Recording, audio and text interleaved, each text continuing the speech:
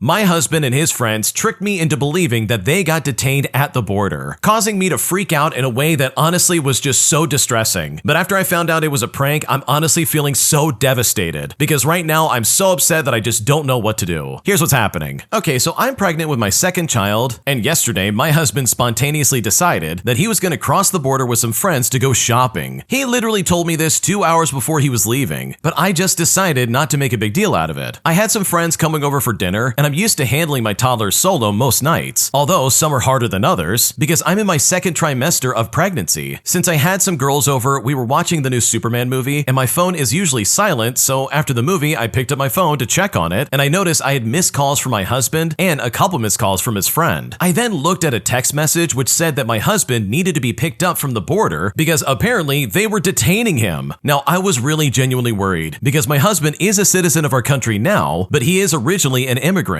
and he has had issues with his passport before, and the whole group of them had gotten pulled over by a border patrol because one of the other passengers in the car had an issue with his passport or his visa. Now, it was almost 12 o'clock at night, so admittedly, I wasn't thinking properly. I called my husband and the phone was ringing and he just wasn't answering. I then called the friend that notified me, but it was going straight to voicemail as well. I also tried to get a hold of that friend's wife, and then eventually just called everybody that I knew, but nobody was answering. I felt horrified because my phone is always on silent, and my husband needed me and I didn't come through. For a bit of context, I'm not somebody who drives very long distances due to some anxiety of the highway, and this is from a really bad accident my mom got into when I was a teenager. I don't even know where the border is, but at this point, I just started dressing up my toddler. I mean, I didn't even know what to do with her. Well, as I was finishing getting ready to leave, my husband called me and him and his idiot friends were all in the video smiling at me because at this point, I found out that it was all a prank. I feel like at the time I wasn't processing everything, so I made light of it and I told them they were all idiots and I told him not to come home. But as I processed the evening, I started to feel very angry and very hurt. I don't understand what's so funny about playing a joke like this on a pregnant person. The friend that made this joke has a pregnant wife himself. I was really irritated and I started texting my husband, and he basically blamed me for believing his friend, pointing out all the ways that it didn't make any sense, and then proceeded to upload a photo of him and his friends enjoying a milkshake when I was literally in panic mode the entire time I couldn't get a hold of him. I literally felt myself about to have a panic attack. He gets home at about 2 o'clock in the morning and tries to cuddle up with me, but at this point I am furious. Now, we had a family outing planned today, which I completely canceled because there's no way we were going to wake up early enough to get ourselves prepared for that. Also, it was a trip that was only supposed to take supposedly a couple of hours, like 4 at most, ended up taking 8 hours altogether, which means I didn't get anything prepared. And because I made a whole big deal about it and contacted so many people, today I woke up to basically being laughed at, and I know that if I react, they're just gonna say it was a joke or something like that. I'm literally so upset, and I woke up this morning and I just started crying. But maybe I just don't know how to take a joke, but maybe it's the hormones as well. So honestly, am I overreacting here? Because at this point, I'm incredibly frustrated and very upset. Holy crap, this is not okay in my opinion. Okay, first of all, your husband is super toxic for doing this, and the fact that he played along with this, or if anything like orchestrated it, in my opinion is super messed up. Like, why would he do that to his pregnant wife? Like, what a weird way of like behaving altogether. Like, that really sucks in my opinion. And no, this is not one of those situations where you can't take a joke. This is not a joke. This is something that has happened to people, and I'm sure the original poster was freaking out thinking, oh my god, it's happening to my husband. Like, he really fits the bill for these idiots arresting people for illegitimate reasons. So no, this is not okay. This is very messed up, and in my opinion, this is completely over the line. Because this is not a prank that you should do to anybody, let alone your pregnant wife who was clearly worried sick. If you like Am I the Jerk, you're probably going to love Am I the Genius. Check it out, link down below in the description. Also, go to amithejerk.com/submit if you would like to submit your own stories. Am I the jerk for demanding my friend pay me fuel money after I had to drive 3 hours back to the hotel, all because he left some stuff there? Because right now he is freaking out on me, saying that he doesn't owe me a penny, and at this point I honestly don't know what to do. Here's what's going down. Okay, I want to start off by saying that I live in East Yorkshire, England, and we went on a road trip to South Wales for a couple of days, which is a 5.5-hour drive from where I live. Now, this is a friend I have known for a very long time. He was actually supposed to drive and agreed to because I am not comfortable driving long distances like that, but he hurt his foot at the gym the day before, and I basically had no choice but to drive. Anyways, it was all fine. We ended up getting there and we had a good time, but the problem came when we left. My friend booked the hotel we stayed at, and he was the one who signed in and out. So over halfway home, 3 hours into driving, he realizes he left a bunch of his stuff at the hotel. His wallet, his house keys, and his own car keys. He then freaked out and begged me to go back. By the way, no one else would be in his house, and he needed his car to go to work on Monday. Now, of course, I was very frustrated by this. It messed up my own plans and meant adding 6 more hours of driving in total, which was completely exhausting. And keep in mind, this is driving in England, nothing like the nice open American roads. I probably did say some mean things in frustration, but I relented and I did it anyways. I drove back and we got his stuff, and after a horrible drive, we finally got home. I then realized that I had spent about $70 on fuel because of the extra 6 hours. I then told him that in no uncertain terms, I expect him to give me the money. To me, this is completely fair, but he disagreed. He couldn't believe I was even asking. He exclaimed out loud, "But that's what friends do." He then just shouted and argued and then stormed off. But I am not backing down. And at this point, mutual friends are now messaging me saying that I'm the jerk. So seriously, am I the jerk? Because this is honestly so ridiculous. Oh my gosh, you have crappy friends. This guy literally added 6+ hours to your driving time, all because he forgot his crap at the hotel. Like at that point, you're absolutely going to be owing me that $70. Because it's either that or trust me, we will probably not be very close friends after that. And you know what? You're completely within your rights to demand that. That is 100% reasonable, and the fact that he's freaking out is completely stupid. So no, you're not the jerk, because your friend absolutely owes you.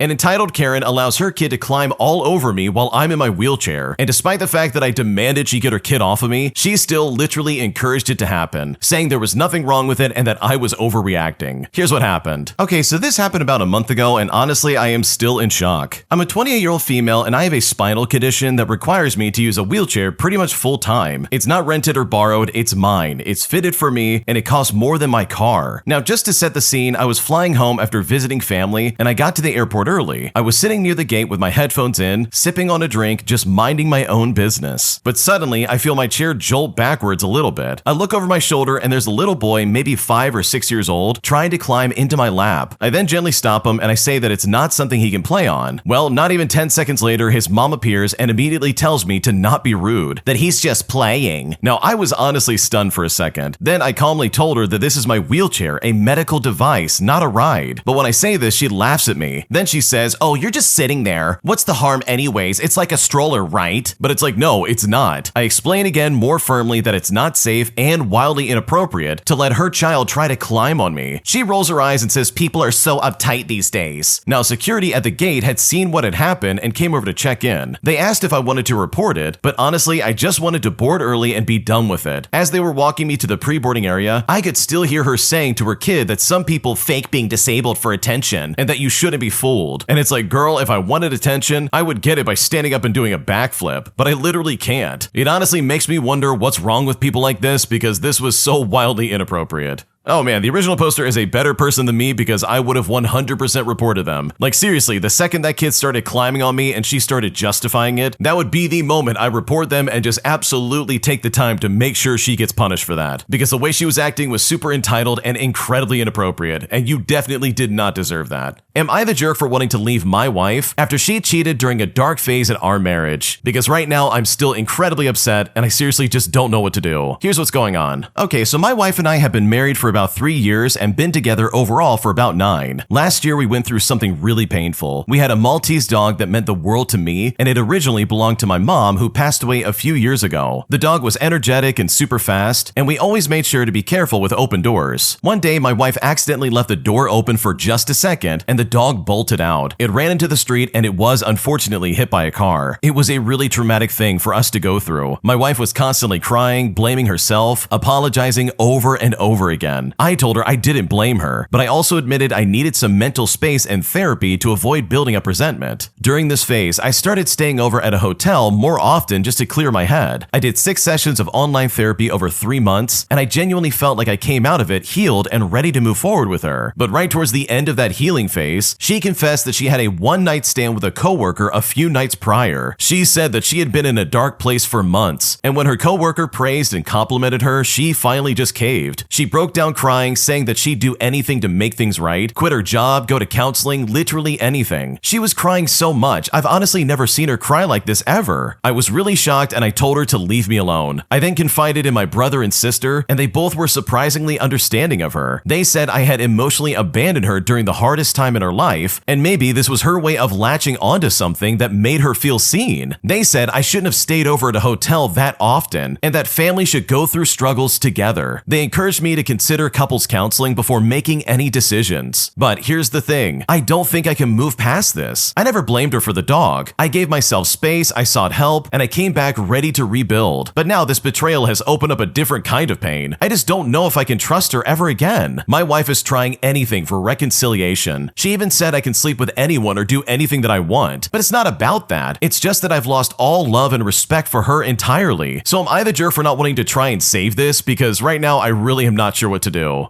Dude, okay, first off, your sister and brother are complete idiots. Who in their right mind would be like, I can't believe you're leaving her over this. She was emotionally abandoned. This was the only way she could be seen. And it's like, oh, okay, I understand what you're saying. So cheating is the only way she could be seen. Not talking it through or talking with their husband or I don't know, like going for a walk or getting therapy. Yeah, cheating's the only way she could have figured things out. Like, holy crap, what is happening right now? That is a terrible justification. And your siblings are morons for trying to justify this cheating. Look, I totally understand that people grieve things in different ways. And sure, personally, I do find it kind of weird that you stayed at a hotel and like you wouldn't even like stay around her or something like that. But never in a million years would any of your behavior justify what she did. Like, that is crazy in my opinion. I don't care what kind of dark place you go to, there's no justification for this. So no, I don't think you're the jerk at all for the decision you're making, because what your wife did is completely unacceptable and I just don't think there's any justifying it. My entitled roommate is one of the worst people I've had to deal with in a long time, because after she took my other roommate's charger for over 4 hours and refused to give it back, we realized that this lady was completely out of her mind, making us regret ever allowing her to live with us in the first place. Here's how it happened. Okay, I want to start off by saying that I never imagined that I would be posting here. I'm a longtime lurker on this subreddit and rarely meet such entitled individuals. This happened about a week ago to my housemate, a lovely girl, and I witnessed everything as it went down. I'm gonna refer to my nice housemate as Anna, who is a 21-year-old female, and the perpetrator housemate as Brittany. Now, Brittany, who's a 20-year-old female, is our newest housemate and has only been here for 2 months so far. We all had been nice and welcoming to her, but clearly that made her think that we're some kind of jerk doormats who won't stand up to her garbage. This time, she needed a phone charger, so she knocked on Anna's door and asked if she could borrow hers. Now, Anna was heading out, so she gave Brittany her charger and said that she can have it for the duration of her absence. Well, Anna returned like 4 hours later. I had opened the toilet door about to come out when I saw Anna knocking on Brittany's door and asking nicely, by the way, if she can have her charger back. I didn't want to miss this, so I was standing in the doorway at an angle that Brittany would not see me, but I would be able to see Anna speaking to her. Brittany opened her door, looked at Anna square in her face, and dropped a resounding no. Now, I've had issues with Brittany before, and I have so many stories about her shenanigans, but I was truly shocked at this. Like, seriously, the audacity of this lady. Anna then said, "It's my charger. You've had it for all that time I was gone. I need it now that my phone's dead." But Brittany refused again, saying that she wasn't given enough time and she still needed it, going as far as to blame the charger, saying it's not my fault that it's slow. At this point, Anna is as mad as she is confused, and she said she wants her charger back right this second. And I swear to you, I hear Brittany say the word no about 3 more times before I fully emerged from the bathroom door and walked towards Anna. As soon as Brittany heard footsteps, she slammed the door shut and screamed, "I'm getting the charger, okay?" She opened her door once again and basically threw the charger at Anna and slammed the door shut again. Me and Anna then exchanged the most baffled, bewildered looks because we were just completely flabbergasted. Now, Brittany didn't know that I had heard everything, so she felt comfortable later on to try and twist the whole narrative and directly label Anna as a mean girl and herself as a victim to me. The weirdo ambushed me in the kitchen that night to get me on her side, and I, of course, was having none of it, but that's another story in and of itself. She's unfortunately still here, obviously, so the drama is far from over. A truly bizarre, entitled individual with the worst case of victim mentality I've ever seen, but at least we now know to never help her out with anything ever again. Dude, imagine being so weird that you literally try to sit there and be like,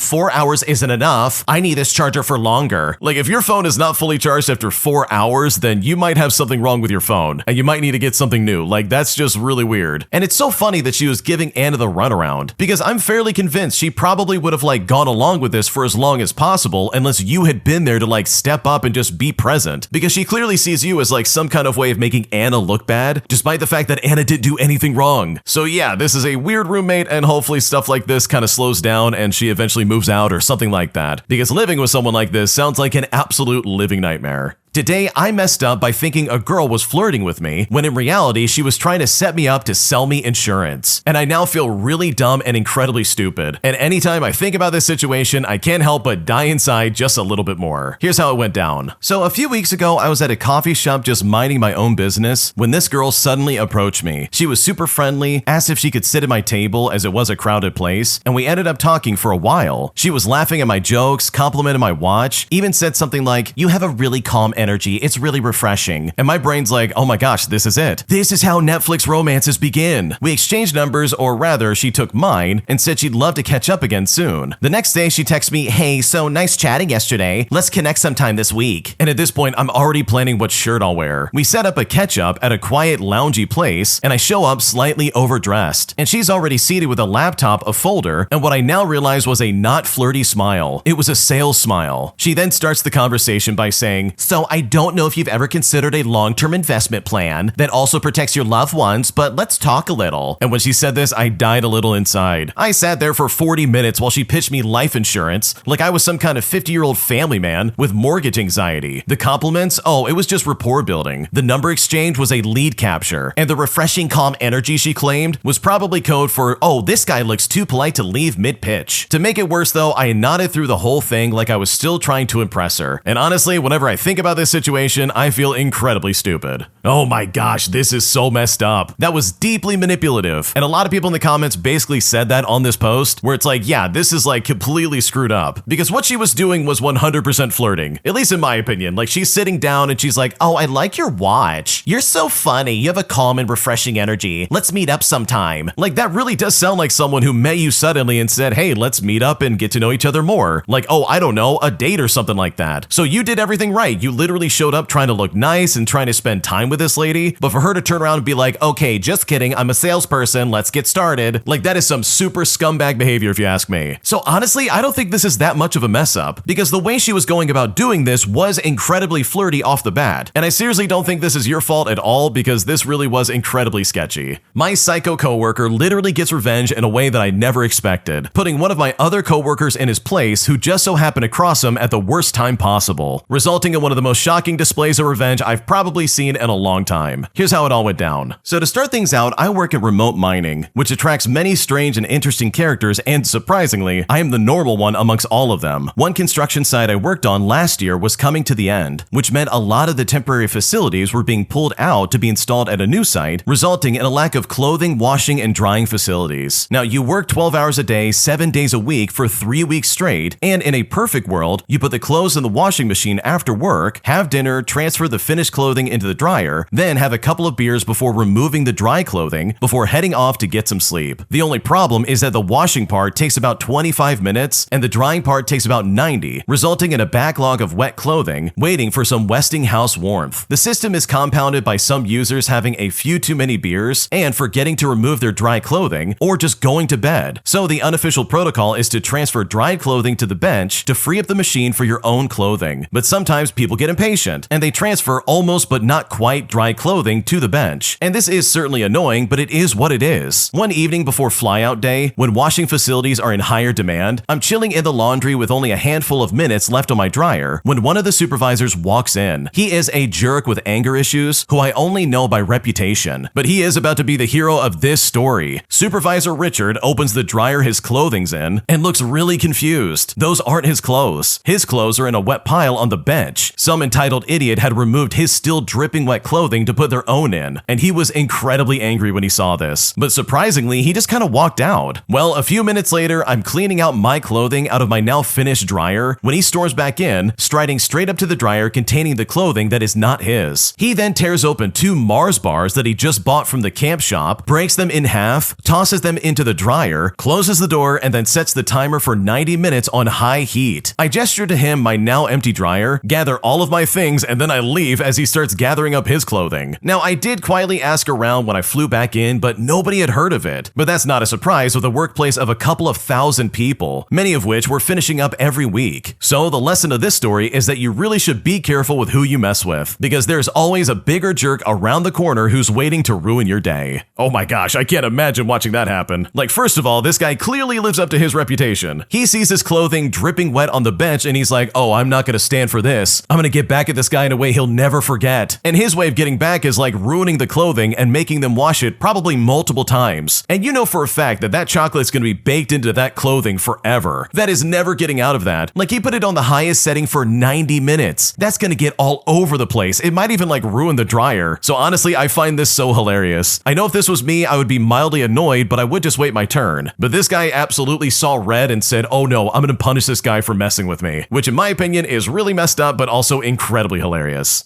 Boss makes me do slave labor, doesn't pay, gives me a $50 gift card. So I make him pay.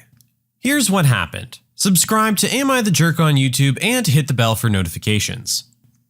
I grew up in a small town in the South. Summer jobs were hard to come by, unless you wanted to drive an hour away to the city. We had a few mechanics, some gas stations, a general store, and a church on every block. There were a lot of farms around that would hire high school kids, but summers in the South are hot and humid. The holy grail was an indoor job with air conditioning. The summer before my senior year, I thought that my buddies and I, let's call them Fred and Ben, had landed an awesome job at the general store. The owner, who I'll call D-Face, needed 3 people to unload the trucks and stock shelves in the morning. We had to report for work at 5 a.m., but it was only 3 days a week and we were done by 10. Meaning we had the rest of the day to lay around and fish. Now, there were some red flags that I, being young, did not recognize at the time. The fact that D-Face wrote IOU slips at the end of every week instead of checks was a huge one. He promised to pay us in full at the end of the month. We were kind of peeved that we wouldn't have the money to spend, but it was an easy job with good hours, so we kept working, looking forward to that sweet paycheck at the end of the month. With it being an under-the-table job, there wasn't too much I could do. The time comes. D-Face tells us at the end of our shift that our paychecks are clipped to our time cards. Ecstatic to finally be paid, we go in, open the envelopes, and see that we've each been given a $50 gift certificate to the store. The strange and growing mixture of confusion and horror is a set of feelings that I will always remember. Fred, Ben, and I approach D-Face behind the cash register and tentatively ask when we are really going to get paid. He looked at us like we were the dumbest people he'd ever seen. "That is your pay," he said.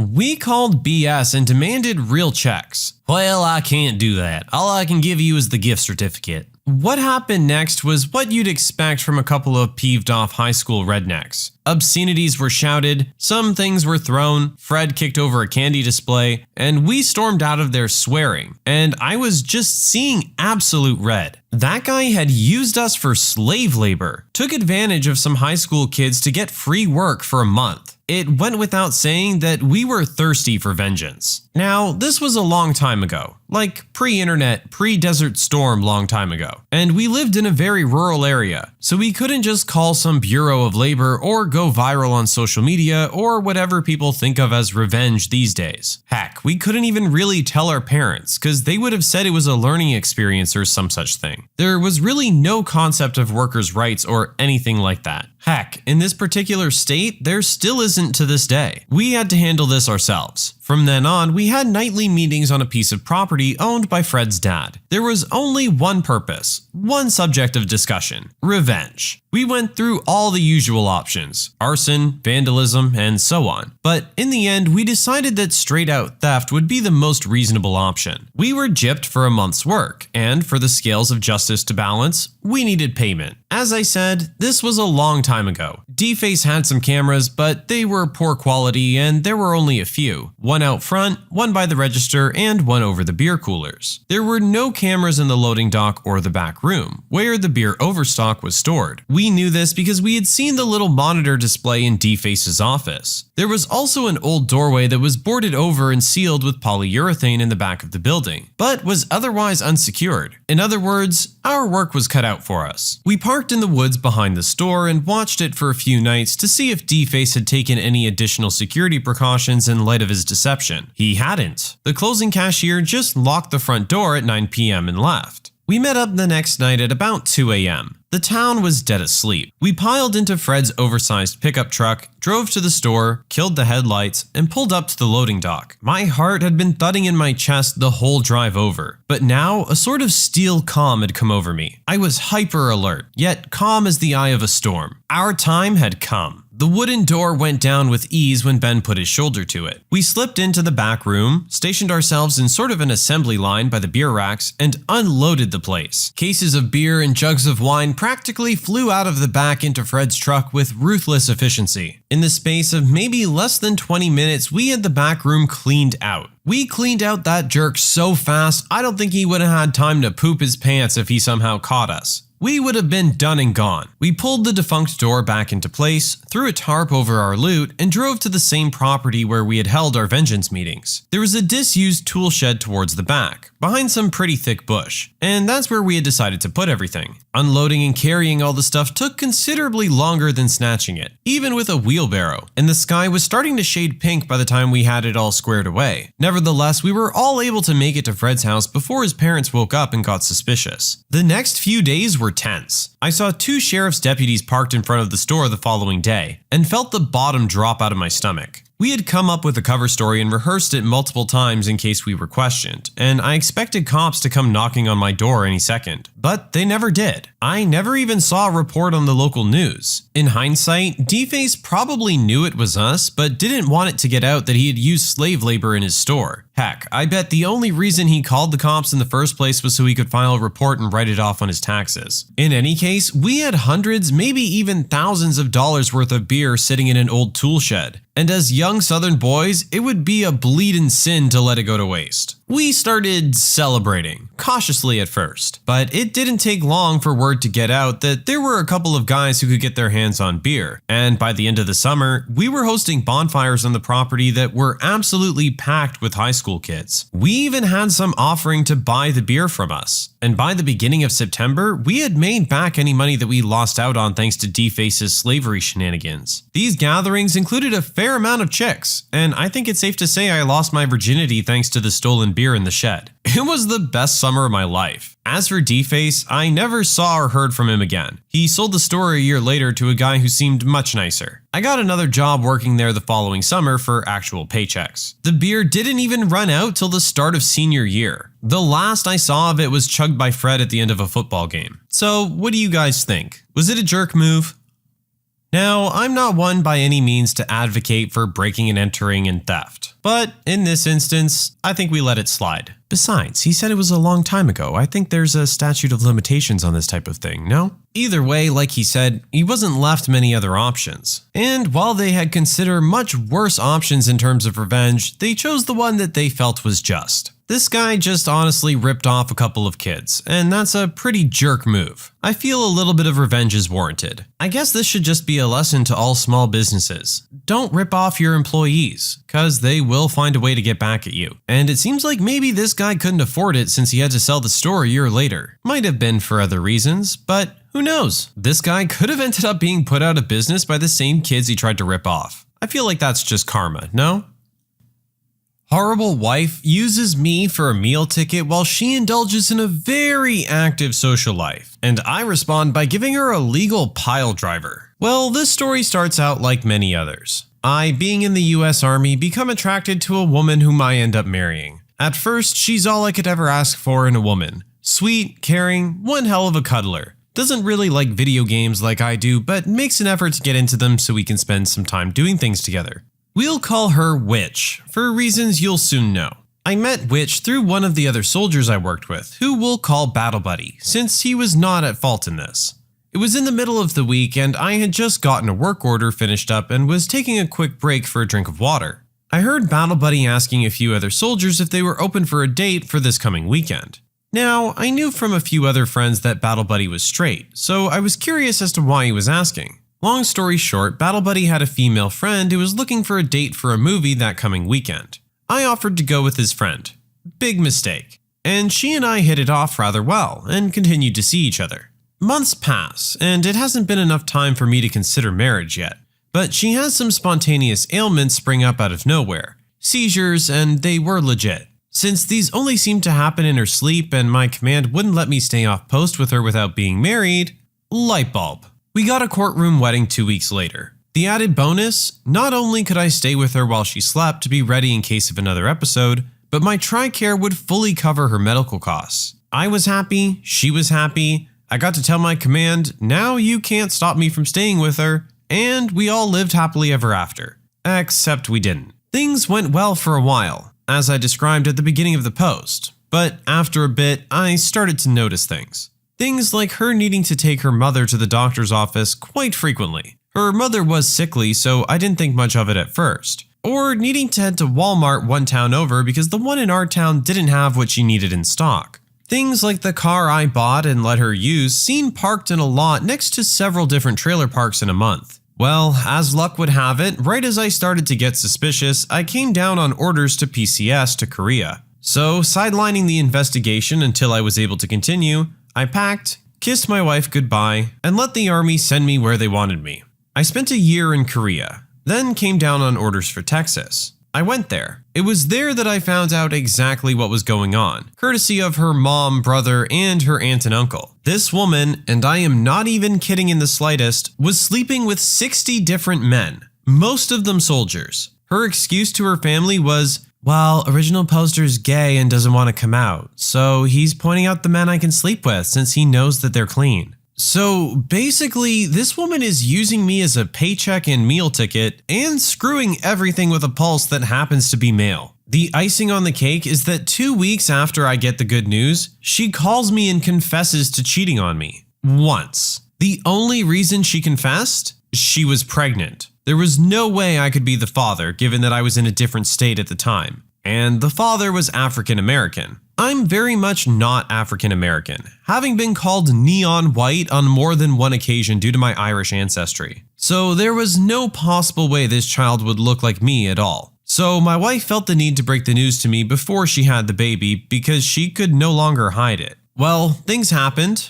I went back home without her knowing and removed my belongings from the house I bought to keep her from selling them once she realized what I was about to do, and started divorce proceedings. This is revenge number 1. I saw her boyfriend, not the baby's father, new guy entirely, driving my car, so I enlisted the help of her aunt and uncle to get my car back. They pulled up behind him in a parking lot, got out and talked to him normally, at which time I walked up from the other side of the parking lot. Her uncle asked to see the keys and, upon receiving them, began taking the car key off the ring and waved me forward. I walked up, took the car key from him, looked at the guy and said, "Hi, my name's Original Poster and this is my car. I'm taking it now." I waved him over to the sidewalk, removed everything from the car that didn't have my name on it, left the items with him, got in my car and drove off. I found out later that day that he had packed everything and left her. Apparently, he had been living in my house, eating my food, sleeping in my bed, and wearing my clothes. Plus, she had been using the money I sent her every month to pay for his court costs and child support costs. Well, months went by, our court date came up, and my lawyer recommended that I file for sole use of the vehicle and the property, since it was obvious that she had committed adultery and didn't have a leg to stand on. We go to court, she counterfiles for the exact same, and since she refused to release the results of the paternity test, I get stonewalled. The exact words used by the judge were, "I'm sorry, but without proof of paternity of the child, I cannot in good conscience approve either of these motions." So we set a new date for a private hearing with the judge and we wait. Nearly 3 months go by and the court date was finally near. I walked into the courthouse, met up with my lawyer, who had a demonic glint in his eye at the time, and I was about to find out why, went into the courtroom and waited. 20 minutes later, she walked in, shot me a dirty look, which I did my best to ignore, and sat down. The judge came in 5 minutes later. The court was called to order, and the divorce trial commenced. Here, I found out just what had given my lawyer the little twinkle in his eye earlier on. He proceeded to ask the witch a series of questions, including, "Is my client the father of your child? When was the child conceived? Where was my client during the time at which your child was conceived? Do you know who the father of your child is? Have you ever received child support from the father of your child?" Basically, he questioned her into a legal corner in which she had to either answer truthfully or lie and suffer the legal ramifications of perjury in the face of easily provable evidence. She answered truthfully, lucky for her, and the court case continued. She presented her argument, littered with dirt she was trying to throw on me, insults to my person, questions about my sexual orientation, and claims that I was having a relationship with her 18-year-old cousin. I, falling back on my military training, simply sat up straight, folded my hands in front of me on the table, and stared at a spot on the wall slightly above the judge's left shoulder. I answered every question asked of me, offered no personal opinions, threw no dirt, and refused to sink to her level and question her sexuality. Subsequently, she had a more and more confused look on her face as I refrained from bad-mouthing her like she was doing me, and the divorce trial went by rather fast. At the conclusion of the trial, the judge looked over the paperwork submitted one last time, then looked to both of us. Are there any closing remarks or claims that need to be made? Which made one last parting swipe at me about currently living with her aunt and uncle. I had rented my own apartment months ago after finishing my military time and going back, and I merely shook my head and resumed staring at the wall. The judge looked over the papers one last time, set them down, and spoke the greatest words I have ever heard in my life. Well, looking over the evidence and testimonies presented, there really is only one decision I can come to. Mr. Original Poster, I'm approving your motions for exclusive use of the vehicle and property upon undeniable evidence of adultery. Mrs. Original Poster, the only one of your motions I am granting today is your request for a no-contact order, and that is more for Mr. Original Poster's benefit than your own. You seemed very combative and willing to cause him legal damage that he was not due, and your repeated attempts to overtalk me while I was reviewing the paperwork did not speak well of you. You no longer have a claim to either the property or the vehicle, and will not contact Mr. Original Poster unless it is to have him clarify which items do not belong to you. Which had the audacity to work up a sniffle and ask the judge, But where do I go? What do I do for a place to live? The judge looked back at her and replied, Well, Mrs. Original Poster, you have 30 days to figure that out, after which you will not set foot on that property again, or else you will be held in contempt of court. Am I a jerk for being so satisfied with this conclusion? Wow, honestly, buddy, it just sounds like it's good that it's done and over with. That is a staggering number of men that she went through, given the course of, a year and a half that this story took place, give or take? And all of this while her husband is away and paying for all of her medical bills and everything else that she needs. There's a deeper problem going on with this woman, I think. Like, this is actually serial at this point. I don't know if it's an addiction or what, but she seems to clearly have an uncontrollable thing for soldiers. At least our original poster managed to get out with everything that was his and without any extra drama along the way. I have to say that overall he handled it very well. A lot of the times when you're dealing with a person like this who's just so over the top and out there, you can't even relate to what they're saying or doing or even comprehend it. Just being the bigger person, sitting back, letting them tire themselves out and essentially work their own way into a corner is the best way to handle it. You can walk away afterwards knowing that you didn't sink to their level. And something like that really tends to help get closure and not leave things lingering in your mind for years and years. Guy at tech store thinks I know nothing about the computers I'm selling because I'm a woman. So I schooled him good. For reference, I'm a 5'2" stick insect of a girl who was 22 at the time and also 6 months pregnant. I was working in a tech store. We sold computers, laptops, phones, music devices, Bluetooth speakers, cables, and so on. We also did lessons, where people could sit with us for an hour and we would teach them how to use their devices. Generally, this was taken up by older people who weren't so tech knowledgeable. One day, there was no one in the store, so my coworkers decided to do a clear out of loads of junk in the back room. Since I was pregnant and there was going to be heavy lifting, they had me manning the floor. Since there was no one in, this basically meant I was just floating about daydreaming until a guy comes in. The uniform was black jeans and a bright blue t-shirt with the store logo on the front and back, and a white lanyard with the store name and then the worker's name on it. I was wearing this at the time. I go up to the guy and ask if he needs any help. He asks if there are any men available to help him. I tell him that whilst there are other staff in, they're currently busy in the back and not available to help with customers for some time. I asked him what he wanted help with. He said, "Listen, honey, you're in a delicate condition right now. I wouldn't want to stress your pretty head now, would I?" WTF? I calmly told him that I would be perfectly fine dealing with his issue, but if he wanted to wait for another 2 hours, another member of staff may be available then. He smirks and then asks about one of the laptops on show. He tells me he wants a gaming computer. Not that you know anything about that, sweetheart. I then give my most jargon-filled speech about the laptop and point out that it's not at all suited to gaming, and that if he was set on a laptop, he would be best picking another model. I point out the one best suited to this, give a jargon speech about that one too, and then smile as sweetly as I can at him and ask if he's still following. He seems aghast and actually gasps at me. I was trying so hard not to laugh at him. He asks how I know all this stuff. I tell him I've been gaming since I was 6 years old, build computers for fun, and have PlayStation, Xbox, PC, and a laptop for gaming. I know my stuff. There's a reason I was hired here. He says nothing for a moment and then, but I thought girls in shops like this were just to make it look nice, and because they have to or something. No sir, I'm one of the most knowledgeable workers in the store aside from the manager. Then he just walks out, and when he gets to the door, I hand him a leaflet we have for the lessons. If you need anything else explained to you, I'd be happy to help you figure it out, sir. And off he went. I was so peeved that he actually had the gall to speak like that to anyone, let alone a very hormonal pregnant person. I just wanted to rip him to pieces. He genuinely seemed to think I was only hired because by the laws of discrimination, etc., they had to have at least one female member of staff, and that I was therefore hired to attract male customers with my looks. I know sexism still exists, but I didn't expect to have it shoved in my face like that. I still can't believe that jerk.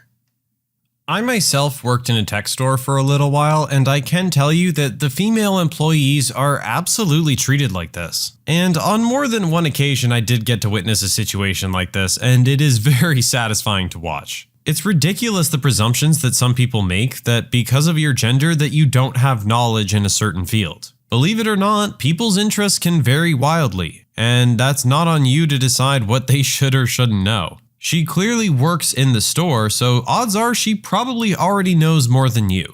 My boss was paying me under the table, so I reported him and now he's in prison. Here's what happened. Subscribe to Am I the Jerk on YouTube and hit the bell for notifications.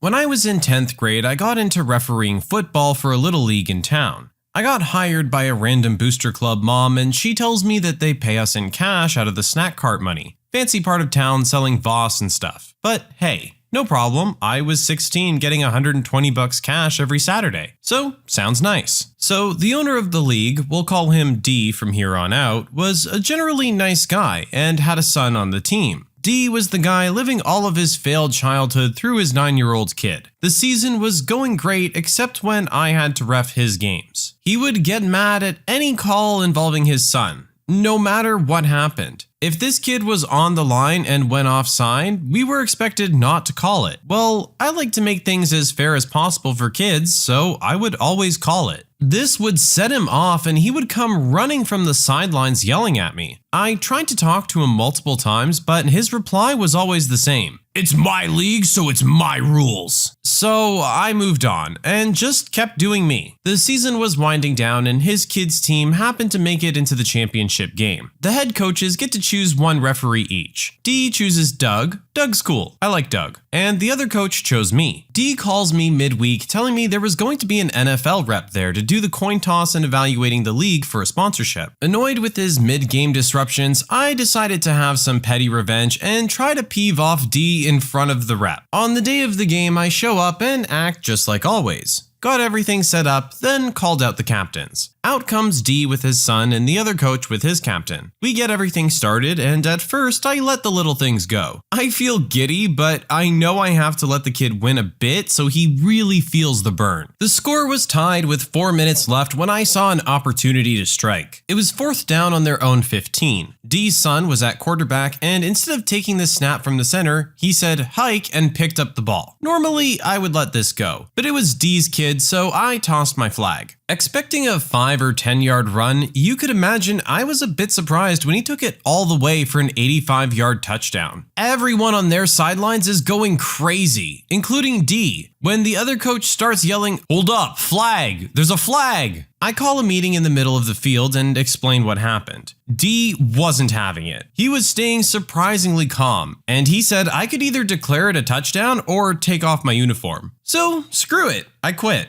I'm waiting for the booster lady to pay me when she gets a call and says, D told me not to pay you. I waited till D was available and had it out with him when he makes it clear that I was paid under the table and that I could basically go get screwed. Time for some serious revenge. I talked to that NFL rep on the way out and tell him what's going on, and he seemed a little peeved off. Then I went ahead and gave a call to the IRS and gave them all the information I had. I forgot about it for a few weeks. Then I got a call from Doug asking if I was the one that called him in, and he explained that D had 6 other businesses that had a lot of under-table dealings. He ends the call by saying, "That was pretty messed up. It was just a little league football game. It didn't have to end like this." D had a multi-million-dollar house, 2 nice cars, and a loving family, and $120 screwed him out of all of it. So you tell me, was I really being a jerk? Okay, so for this one, on the surface, I would say yes, the original poster does seem like a bit of a jerk. It seems like a rather big punishment for what might otherwise be considered a minor slight. However, as it was stated, he was doing this across 6 different businesses and had clearly developed this attitude over time. So it would lead me to believe that he was probably screwing over a lot of people this way. Not to mention the laws he was breaking by paying everyone under the table and probably keeping a little extra money for himself, hence the multi-million-dollar home and 2 nice cars and all of that. So while this act from our original poster might seem petty and over the top, I feel this may just be the karmic straw that broke the camel's back, and that D was actually probably deserving of this for quite a while, and it just took one person to actually take action and all the dominoes started to fall. If this man's in prison, it's because he deserves it. So I hold no fault against the original poster on this one.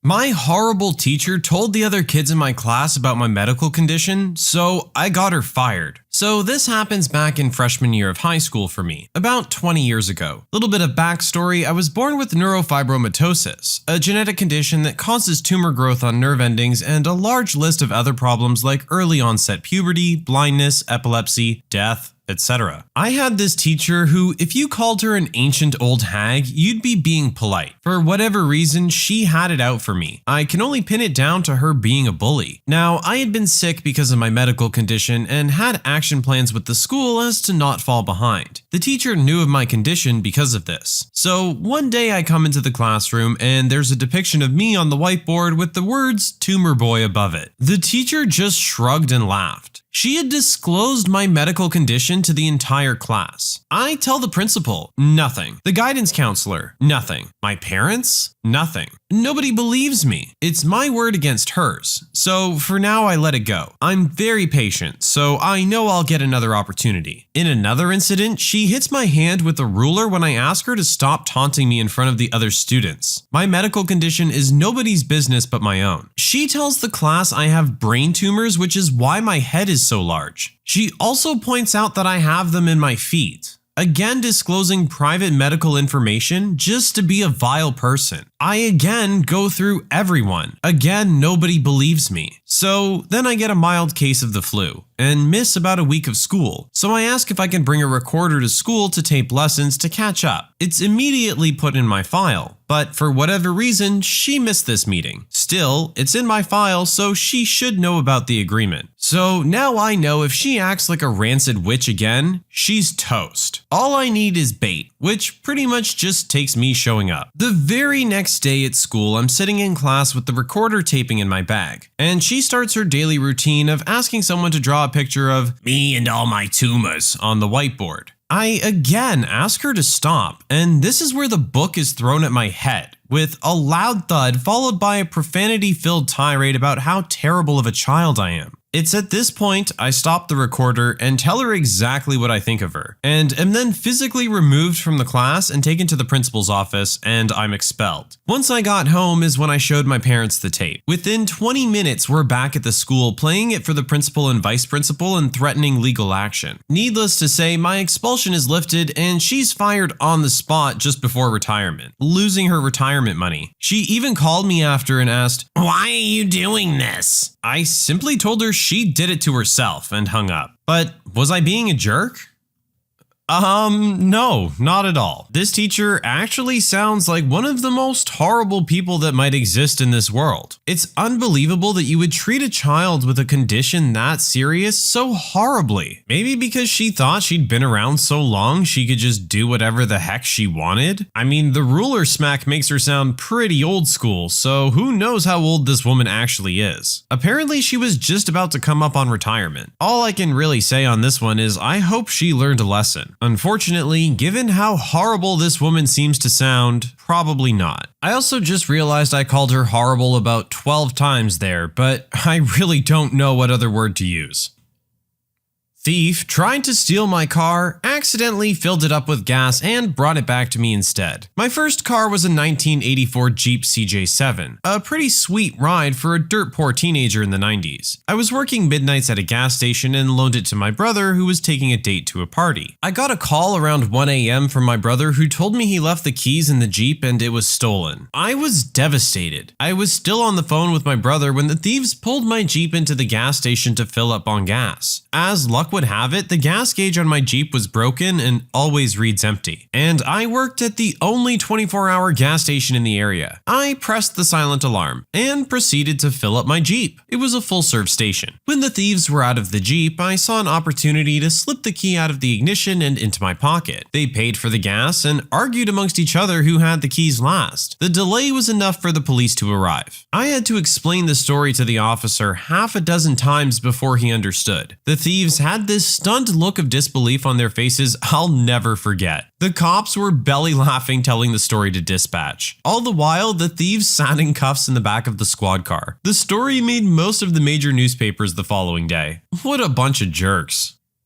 This is probably the most perfect story. We start off on a high note with a teenager who's got a sweet ride. The story takes a turn and it gets stolen, and our hearts are broken for him. But lo and behold, the universe comes to his aid and hand delivers his stolen item right back to him, along with the thieves that took it. And as a bonus, they fill up his tank for him. I really love this one, honestly. Thank you for sharing this with us, original poster. I left my son's wedding after he denied his stepmom a mother-son dance. My son, Jordan, is 27. His stepmom, Natalie, came into his life when he was 16. His mom had passed away when he was 13. Jordan never really considered Natalie as his mom. He refused to let her get close and shut down every attempt to have a close relationship. He even moved in with his aunt months after Natalie and I got married. As years went by, they started reconciling and seeing each other more often. He invited us to his wedding, which took place a few days ago. We got there and the atmosphere was great, until later when I found out that Jordan had denied Natalie a mother-son dance and instead chose his aunt to dance with him. Natalie told me this minutes later and I couldn't help but feel irritated and get quite upset. I decided to get up and leave and we both left. I got calls from my family after they saw me leave, and Jordan called later and I told him why I did it. He got mad and said it was his wedding and that his aunt is basically a mother to him, and said that Natalie shouldn't expect special treatment. I said it's not special treatment, but a tradition. Besides that, he hurt her feelings for no reason other than for the sake of being malicious. He got offended and accused me of ruining his day and causing a scene. Now the family sided with him and said I shouldn't have left, no matter what. So was I the jerk? Yes, you were the jerk. This is your son's wedding day. That's who he wants to dance with for his mother-son dance. It's not about you. It's not about your new wife. Let him have his day. If it really bothered you this much, you could always have a follow-up conversation afterwards. But at this point, what's done is done. He gets one dance with one person who he feels is important to him, and he chose his aunt. To be fair, I feel the stepmom shouldn't really be surprised by this. Just because things are going well lately doesn't automatically put you at the top of the list. I feel our poster's very much only seeing it from the one side, and not seeing it from his son's side. The behavior of our original poster and his wife only succeeded in escalating the situation beyond what it already was. I understand feeling that little stab, but you have to let it go. Getting up and walking out on your son's wedding is not worth everything that comes with it. As always, I hope they sat down and had a conversation and were able to hash everything out. I had to tell my friend that the lengths she's going to interfere with my marriage is unhealthy. My oldest friend's wife, Olive, used to be my good friend too a few years back. Then we drifted apart and later she became close friends with my wife, Natalie. Olive has a lot of issues with our marriage for some reason, and she tries to influence Natalie a lot. Her biggest issue is with how Natalie and I handle our finances. Natalie has a history of making bad financial decisions and racking up credit card debt. For that reason, she does not have access to my savings account. I make 3 times as much as Natalie, and she's terrible at saving money. So almost all of the money in the savings account was put there by me. Despite this, I think of that money as both of ours, and one day it will go towards the purchase of our shared home. For some mysterious reason, Natalie told Olive all about our finances during a night of drinking, and Olive has been obsessed with it since. She told Natalie she should demand access to the savings account, spend as much on clothes as she wants, and other things like that.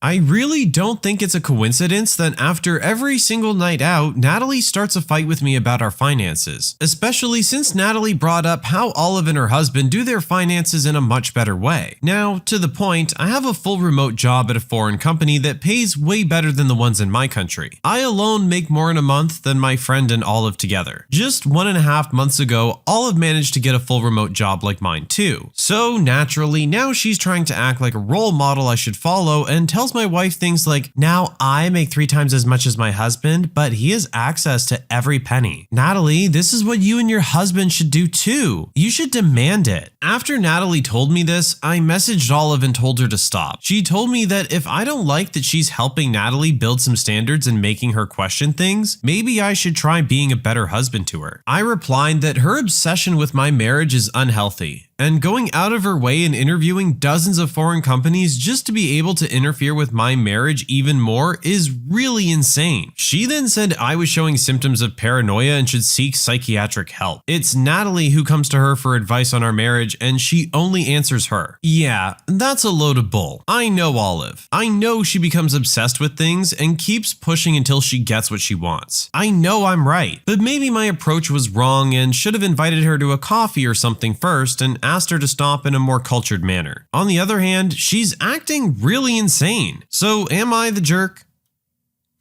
So for this one, I feel like we might not be getting all the information given that we're only seeing one side of the story. But given this is all the information we have, we will proceed with it as is. I don't feel the husband's being a jerk here. As he said, there's a history of bad financial decisions going on here with his wife. And saving up for a house or retirement or anything like that can be very difficult. So I understand the husband wanting to make sure that he can secure that future for him and his wife, given that he's making good money right now. I will also point out that they're specifically talking about a savings account here, meaning there may be another shared account in which there is money put in and Natalie is free to use it as she likes. But having a savings account is incredibly important, and if the concern is that as soon as Natalie gets it, she's just gonna go out and spend it all on clothes, I agree that she shouldn't have access to it. And yes, this is a problem that needs to be sorted out between the husband and his wife. The friend is nowhere involved in this conversation, hence why I've barely mentioned her up till now. But regardless of what the issue may be between the husband and wife, I do feel that the friend really needs to mind her own business. She's just stirring the pot. There was no issue until she went along and started making issues. You're not being a friend at this point. So ultimately, no, I don't think our original poster is the jerk here. I told my sister she can't move out with me unless she gets a job. She claims she's disabled and I have to let her regardless. I, 27-year-old male, am currently in the process of purchasing land to build a home on, and my sister, 25-year-old female, wants to move out with me when the house is completed. Currently, we both live with our parents. However, I've told her that I would only allow this if she can afford rent. Below market, of course, as she's my sister, since I will have a mortgage and utilities to pay for. However, she's currently on government benefits, as she's unemployed, and barely gets enough to fund her current lifestyle while living with my parents, occasionally having to ask them income for additional money. So why would I expect she would be able to afford anything when she moves out, on top of having to pay rent? When I explained this to her, she got very upset at me, acting as if I have no choice in the matter and yells saying that I'm only doing this to her because she's disabled. She has a history of depression and other neurological issues, which is why she isn't working now. Even with government rent assistance, she would only be receiving at most an additional $75 a week, which is barely anything. I've encouraged her to look for job opportunities, but she isn't making any effort, saying she's disabled, and barely looks after her own health. I often have to remind her at times about scheduling medical appointments. I understand she wants to move out in order to change her environment. She's always in her tiny cramped bedroom and has a strained relationship with my mom. But to be quite honest, I don't have the willpower to deal with all of her issues and have it carry on into the next major chapter of my life. It's just an energy I don't want around me anymore. I feel like it's not my responsibility to essentially look after her, and I've worked my butt off to get to this point in my life. I truly want her to get better, but there's a line where it's like, to what end? So please tell me, am I being a jerk? Okay guys, we're going to be getting a little deep here with this one. For the original poster, yes, you are being a jerk. But I also see where you're coming from. First, we'll start out with how you're being a jerk. Depression can be something that's very hard for other people to understand when they've never gone through it themselves. It's not just a mood swing. It's not just feeling down. It's a feeling of absolute hopelessness. And that can stop you from getting up and doing almost anything, jobs included. People who suffer from depression are prone to bouncing from job to job. You can start at a new job and feel good about yourself for a little bit, but eventually things will start to turn and you feel like things are going wrong around you or you're not achieving what you wanted, and all those feelings come back again. And in these instances, taking a step back can be what that person really needs. The government has decided that she's eligible for a disability paycheck due to her condition, meaning that it's not anything minor. Our original poster also mentioned a strained relationship between the sister and mom, which could be the main reason why she wants to move out with her brother. And this could be a key step in helping her get better. But I understand that you can't guarantee that, and you don't know it for sure. I understand that you've worked hard for everything that you have, and you feel like you're kind of giving her a free ride just because she asks for it. But just know that the path that she's on is not easy. Her life is difficult in an entirely different way from yours, and you could potentially have it within your power right now to make her life so much better. And if that happens, all the other things can fall into place. But like I said, I understand why you're skeptical. You've seen the pattern of behavior at this point, and you honestly don't know if you're going to be able to handle that financial responsibility. But if it is something that you feel you could do for her, I think you should. That's just my opinion though. I'm curious to know what you guys think. Let me know in the comments. This one's a tough one. I was scared of my bully. This is how I made him scared of me. Here's what happened. Subscribe to Am I the Jerk on YouTube and hit the bell for notifications.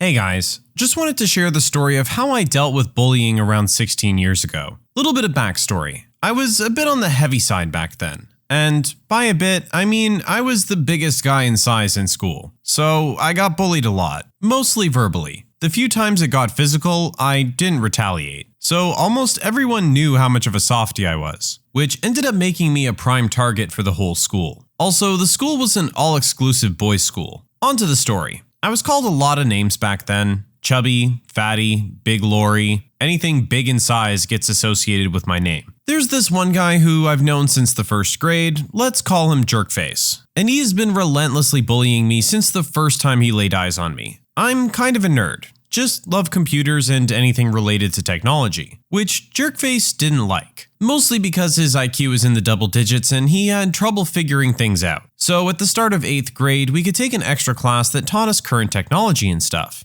Jerkface stayed at the back of the class and got in a lot of trouble with the teacher because he was disruptive. The technology department is located on the first floor of the school. This will be important later. I had already complained a lot to the school administration about the bullying and even had my parents involved during the 4th grade. He only got a slap on the wrist because his father was a friend of the school vice principal. Vice principal had numerous reports about Jerkface but had never taken any action. Oh, and the time my parents got involved, he said, "Boys will be boys. They're just having fun. They'll grow up and look back to those moments and laugh. Who knows? Your kid might even lose weight just to impress them." My parents were helpless in this situation. So at the start of 8th grade, the bullying started. And this time it was mostly physical, punching me on the arm, slapping me in the back of the head, and my father had always taught me to turn the other cheek and always to respect others, even if they do something wrong to you. Exactly 1 month after the start of the school year, I went home with a black eye and fingernail scratches on my face. My father couldn't bear it anymore. That was the day that my father gave me the best advice he has ever given me. Son, you have the size and strength to overcome many things. Next time anyone even thinks of bullying you physically, mess him up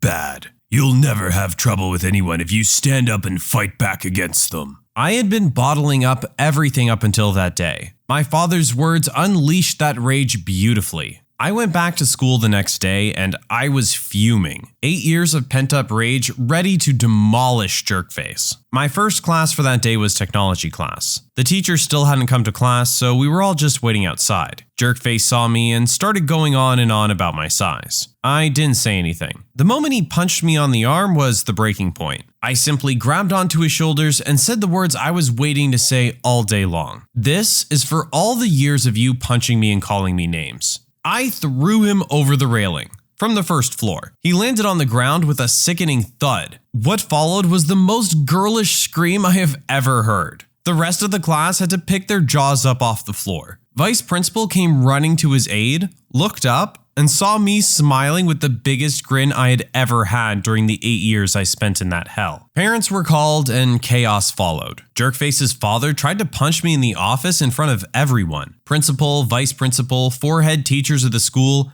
and the president of the school board who just happened to be on a visit to the school. My father got in front of him, laid a nice uppercut which dislocated his jaw. Police were called and he was arrested for trying to take a swing at me. Vice principal was fired because he never took any action against Jerkface's bullying, even though he knew the whole story. Jerkface had a broken shoulder and a broken kneecap, which stopped him from playing soccer, which he loved. After the whole fiasco was sorted out, my father gave me some new advice. Just punch their lights out. Don't throw them from balconies. I never had any more troubles with bullies. They were all scared of me. My next goal was to protect the other kids who were getting bullied. If I saw anyone bullying anybody, I would stand next to the kid and ask, "What's the problem?" They would always apologize and leave. I could proudly say that I solved the bullying problem in our school barehanded. I'm just glad I didn't have to deal with that jerk anymore.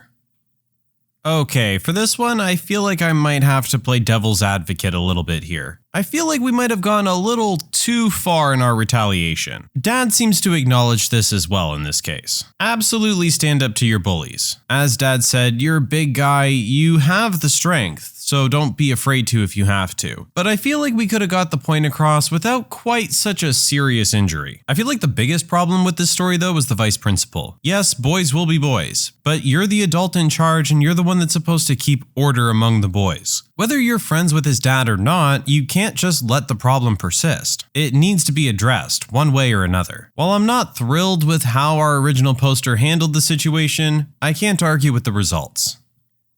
One of my dad's friends thought it would be a great idea to try and play a prank on my parents' wedding day. My grandpa took care of that. My grandpa was a very quiet guy. He loved his family more than anything, and he was very observant. The wedding reception was in full swing. Everyone's drinking and dancing and having a great time. One of my dad's friends drunkenly decides to play a prank. He gets 2 more of my dad's buddies to help. Grandpa notices them sneaking out and watches. Now, my mom has a pretty awesome car. It was a blue Camaro with a Landau top, and was either a 69, 70, or 71. Mom doesn't remember. This friend of Dad's also had a Camaro of the same year. Anyway, the trio go out to Mom's car, pop the hood, and take apart. I think it was spark plugs, but whatever they took, it meant the car wouldn't start, leaving my parents kinda stranded. Grandpa saw this, waited till the drunk guys went back in, then took the same part from drunk guy's car and put it in Mom's. He then took drunk guy's tools and flashlight and hid them in the coat closet. Soon it's really dark, so the newlyweds leave for their hotel room. Drunk guy and his friends are even drunker and discover their car won't start. They pop the hood and see the missing part and start looking for the tools and flashlight. Grandpa walks over and says, "Your tools and flashlight are in the coat closet. I hope your car is comfy because the building won't be unlocked till morning." Of course, Grandpa tells Grandma, they laugh, and Grandma tells Mom and Dad. My grandpa was the best. I don't think he was being a jerk, right?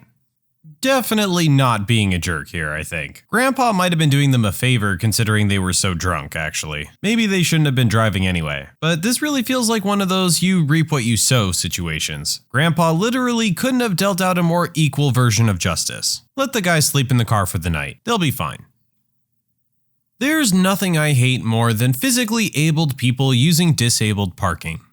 I've worked as a police officer for almost 10 years, and one of my pet peeves is lazy people who park in handicap spots when there's nothing wrong with them. I've done my share of chewing out kids who pulled into those spots and telling them to quit being lazy and park somewhere else. One day last year around November, I noticed a lifted overcompensation truck parked in the spot. I get out of my patrol vehicle and approach the front of the store to see a dumb kid trying to flirt with one of the cashiers on break while leaning up against his truck. I ask him if it's his vehicle and he says it is. I then told him to quit flirting and move his overcompensation device or get a ticket. He scowls at me and leaves while the cashier cracks up. I took the wind out of his sails and he leaves in a huff. Haven't seen him since. But I'm not the jerk, right? Absolutely not. Kid needs to be put in his place. Honestly, I feel like you would have been doing the world a favor by actually writing him the ticket. Maybe getting off with a warning will teach him a lesson? I don't know, but I'm sure a ticket would have. Unfortunately, I had to tell a client they were too fat for a massage. I, 25-year-old male, work as a masseur for a somewhat small spa and have been doing so for 3 years. This week, I had to do something I've never done before, and that is turn someone away. What happened was we had a group booking for 4 people. As per usual, I grabbed the questionnaire and waiver for the client I was going to take. When I saw her, I became concerned as she was clearly over 400 pounds. Aside from the weight capacity, I wasn't sure if she would have been able to fit on the table, but I put that concern aside. For the sake of safety, I decided to weigh her, with the result being she was 465 pounds. With the table's capacity being 495 pounds, I decided not to risk it. In the most polite way I could, I told her that for her safety, I can't service her. As an alternative, I offered our other services where her weight wouldn't be an issue. Unfortunately, she was too upset and embarrassed, and as a result, her and her group decided they would cancel their appointments. Because of this, 3 of my colleagues absolutely hate my guts now. They all believe that I should have been much more accommodating of her. So, was I the jerk? So this is one of those where, bare bones from the outside looking in, it might appear like our poster's being a jerk. And he probably felt like a jerk at the time. But it doesn't seem like this decision was made out of his personal choice. He made a decision that was based on the customer's safety. And at the end of the day, I can't really argue with that. While I do feel bad for the lady that she wasn't able to enjoy the day out with her friends, I don't think it's on our poster. I don't know, maybe there were some other options that he could have had. But from what I'm hearing here, it sounds like he did what he could.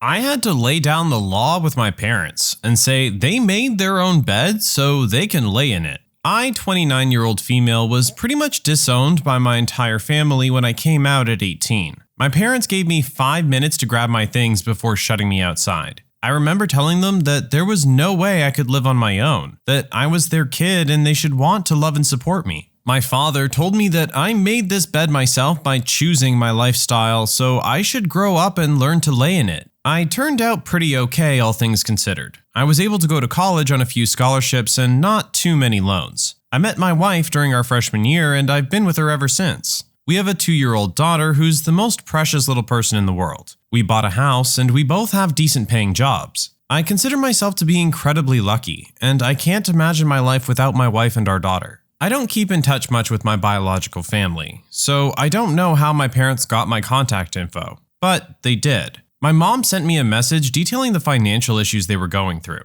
They had to sell the house I grew up in and they moved to some apartments. At the end of the message, my mom asked if I'd be willing to help them out for a little while by letting them stay with me. I didn't respond to the message. I just planned on pretending like I never saw it. But then I got a call the other day, and as soon as I answered it, I realized my dad was on the other line. He told me the same thing my mom did, and that they needed help. I said, "That really sucks. I hope you figure it out." He then flat out asked if I seriously was not going to provide them with any assistance. I asked why he wanted my help, and he told me that I should want to support my parents the way they supported me growing up. I replied saying that maybe if their support of me hadn't ended the moment I told them I was a lesbian, I'd be willing to help them. But unfortunately, they made their bed themselves, so they can lay in it too. I hung up on him and he later left a voicemail calling me selfish and cruel for using their financial struggles to prove a point. Maybe it is cruel. I don't know. Am I being a jerk? I'm gonna have to say no, I don't feel like you're being a jerk at all. To play devil's advocate for a second, your parents probably still see those first 18 years as support, but they don't seem to understand that the straw that broke the camel's back is still there. And it seems there was no apology made or any attempt to reconcile. Literally just asking for money because they felt you owed them for the first 18 years of your life. Which doesn't feel right, no matter how you look at it. It sounds like these parents just don't have the right attitude about their kid. A flight attendant tried to apologize for spilling orange juice all over me, but I just wasn't in the mood. I was on a flight from London to Amsterdam this weekend. On the flight I was on, I was sitting in the aisle seat while someone else was in the window. During the in-flight service, the flight attendant was serving the window seat passenger a glass of orange juice when she somehow lost her grip and spilled it on me. There was no turbulence or rough air, she just simply seemed to miss her grip. Anyway, it got all over my white shirt and she tried to profusely apologize, and I interrupted her and said, just stop. That's all I said. I hadn't yelled at her or anything like that. I had an important event to attend not long after the flight. This was a day trip and I normally don't pack extras for day trips, but this time I did bring an extra shirt just in case. I went to the bathroom to change while she cleaned off the seat. Shortly before landing, the window passenger leaned over and told me that mistakes happen and I didn't have to be so dismissive. I don't think I came off as rude, but I don't know. Was I the jerk in that situation? I didn't say anything mean or yell. Even though you didn't raise your voice, your tone seems like it was kind of being jerky. At the same time, I understand how maybe you were stressed out about your upcoming meeting and this was just a bump in the road that you didn't want to have to deal with, and unfortunately it happened. As a result, you were a little peeved off and didn't really want to hear her apology in that moment. But I think I have to side with your fellow passenger here that mistakes happen. It wasn't done intentionally and it sounds like she genuinely tried to apologize. While I understand maybe being upset, you have to just accept the apology for what it is. Things happen. This time, yes, you were being a little bit of a jerk. Not a huge one though. Am I the jerk for not wanting to split my daughter's college fund with my 2 stepkids? I'm a 42-year-old female and my daughter is 17. When she was 7, we lost her father to an avoidable accident. Due to that and the subsequent settlement, my daughter was able to have a trust fund of sorts that provided for college, grad school if she wanted, and even some left over for whatever life might bring. It's money that, managed wisely, would enable her to have a head start in life. She knows about this, and has never taken it for granted given where the money came from. After all, we'd both rather have her father around than the money. That said, life moves on and I remarried 6 years after my former husband's passing to a lovely man who has 2 children of his own, 17-year-old female and 13-year-old male. All of the children live with us primarily, with his children seeing their mother on vacations as she lives across the country. This year, both our girls are graduating and should be headed to college. My daughter was admitted ED to her dream school last year and is ecstatic about it. Her father is an alumnus and she had this old sweatshirt of his that she kept to remind her of him. She cried so much when she got in. And both her stepfather and I were proud of her because she worked hard to get it. My stepdaughter will also be attending a wonderful school that is one of the top-ranked schools for her interests. The problem now arises with the money to pay for my stepdaughter's school. Because her parents can't afford to pay the tuition in its entirety, my stepdaughter will have to take some loans. When all's said and done, she'll graduate with about $40,000 in loans, which I think is still quite modest for the school she's attending and her earning prospects post-graduation. But my daughter will graduate debt-free, and for my husband, this is suddenly a problem. He wants us to split up my daughter's fund between all 3 kids, because then they could all probably have college fully paid for. My daughter won't have much left over, and will definitely need to borrow for grad school, which she has expressed interest in attending. But according to my husband, that's okay because everyone will start off on equal footing post-college. I think this is unfair to my daughter because 1, her father had to die for this money, and 2, this is like her inheritance from him. My husband thinks that they're all siblings and she should be happy to share the money with them if it means giving her siblings a head start in life. I absolutely do not want to put her in the position of being guilted into saying yes if she doesn't want to. I've expressed all this to my husband and he thinks that I'm being selfish, that I'm teaching my daughter to be selfish, and I obviously don't consider my stepkids the same as my daughter. Am I the jerk for wanting to protect my daughter's trust for her as it was intended?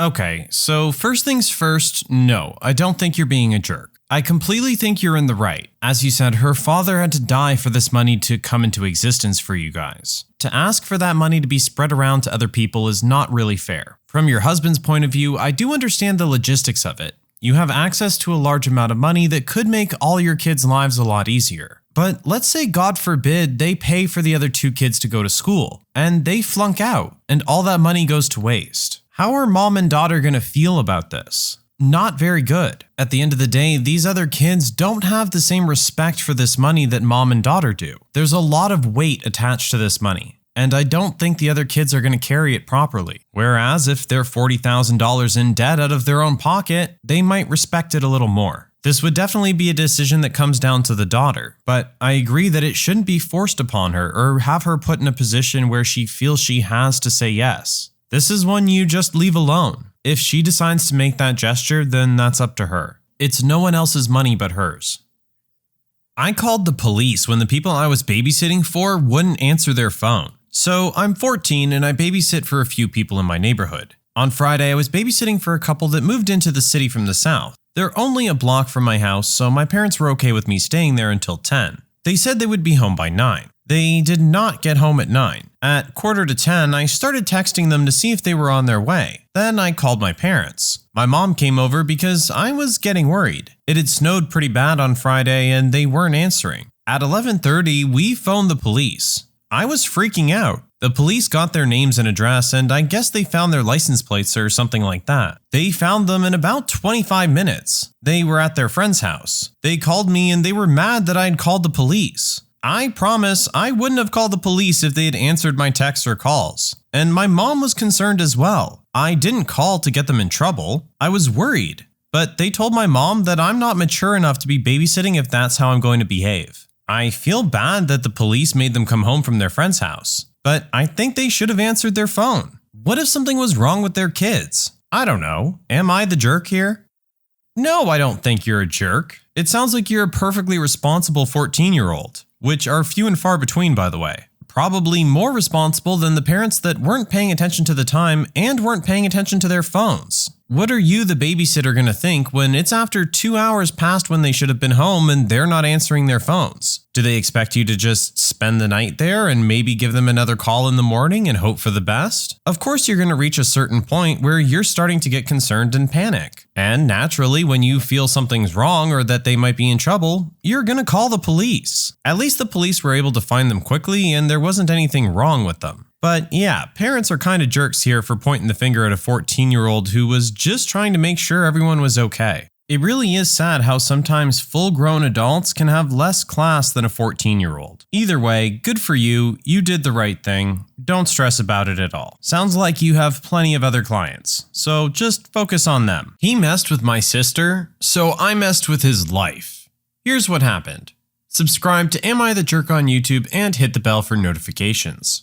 My sibling was visiting me from our country of origin for my wedding. They had flown for many hours, all as a teenager, in order to represent our family at the small wedding planned. My sibling is the sweetest and kindest human to exist. They had been dating their teenage sweetheart, henceforth known as Jerkface, for about 2 years. I hated Jerkface from the moment I met him. He didn't treat my sibling right. He was unfaithful, and he was already on a very, very short leash in my mind. Anyways, my sibling and I went sightseeing, went out clubbing, shopped, I got married, blah blah blah. It was great. Until one morning I wake up to find my sibling in tears after being up all night long. I'd come to find out that Jerkface had dumped my sibling over Facebook and admitted to cheating on her and was already Facebook official with the cheating partner. Remember, my sibling was a teen, so the Facebook official thing really was a punch to the gut. Needless to say, I lost it. My sibling was due to fly home the next day. Jerkface wasn't even grown up enough to break up with my sibling face to face. First order of business, go into the city, get absolutely wrecked, and cause some mayhem. Accomplish that mission, get my sibling on the flight back home, and begin plotting my destruction of Jerkface. Now, Jerkface was not only on a short leash with me, he was on a short leash with his school and his mother for his usage of pot. I knew this, and I used this. It was his last year of school, so I wanted to ensure he would be expelled and ruin his chances of any decent university. I also wanted to make good on his mom's promise to kick him out should he get caught with pot again. Two birds, 1 stone. And that 1 stone would be a brilliantly crafted email detailing his drug-related transgressions and where to find pot in his car, which would be parked on school property. And did I ever kill both birds? My plan worked smoothly and brilliantly. My sibling called me freaking out, asking if I had done something, as Jerkface had blamed them for it. I feigned innocence and said, "I'm all the way 10,000 kilometers away. How could I have done anything? I'm waiting until my next visit home to beat him up." Jerkface was thrown out of his mother's home and had to live with his crappy dad. He was also expelled from school. He did not finish and was not able to start university on time.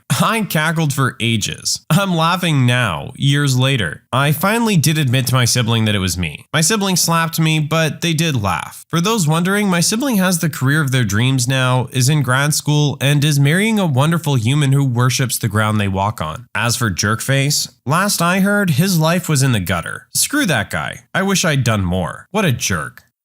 Well, it sounds like he carried out his plan with ruthless efficiency at least. And it does sound like this guy had it coming. Sure, he was just a teenager and all, but after being with someone for what sounds like at least a couple of years, you could have at least done them the decency of breaking up with them in person. This sounds more like his girlfriend was away for a little while and he hooked up with someone else and decided that's what he wanted now. And took the really slimy way out of just sending them a message saying it's over and just immediately moving on. Of course, the sibling is going to be left hurt, and very understandable for the brother to want to stand up for them. Did we go a little overboard? I don't know. Does sound like this one action could have had a large impact on this kid's life. Since we only got a small glimpse of the full story here, I'm sure there was more going on behind the scenes that probably justified this action though. My prick of a boss got destroyed during a party. This is a story a colleague told me a few days ago. He's an older fellow who's not shy and quite proud of his labor-intensive work background. My colleague was a seaman in his youth, working on a bunch of ships from Oceania and Asia to South America. He worked on several ships from different companies and countries, but after he got married, he quit the sea and now works as a security guy in some lame office from 9 to 5. This event happened in the 80s in Oceania, where he was working on a fishing ship with a crew of 35 to 45 seamen. About 15 of the seamen were from the same country as him and others from neighboring countries as well, but the bosses were from the parent company. Amongst all the bosses, the vice manager is the biggest prick. He has anger issues, repeatedly bullies workers, and even assaulted them from time to time. If a worker wasn't fast enough, he'd often hit them on the head with an iron tool. All of the workers did wear hard hats, but even so, it was also common for this vice manager to fight and smack workers who didn't dare to challenge him or even fight back. Again, the workers spoke different languages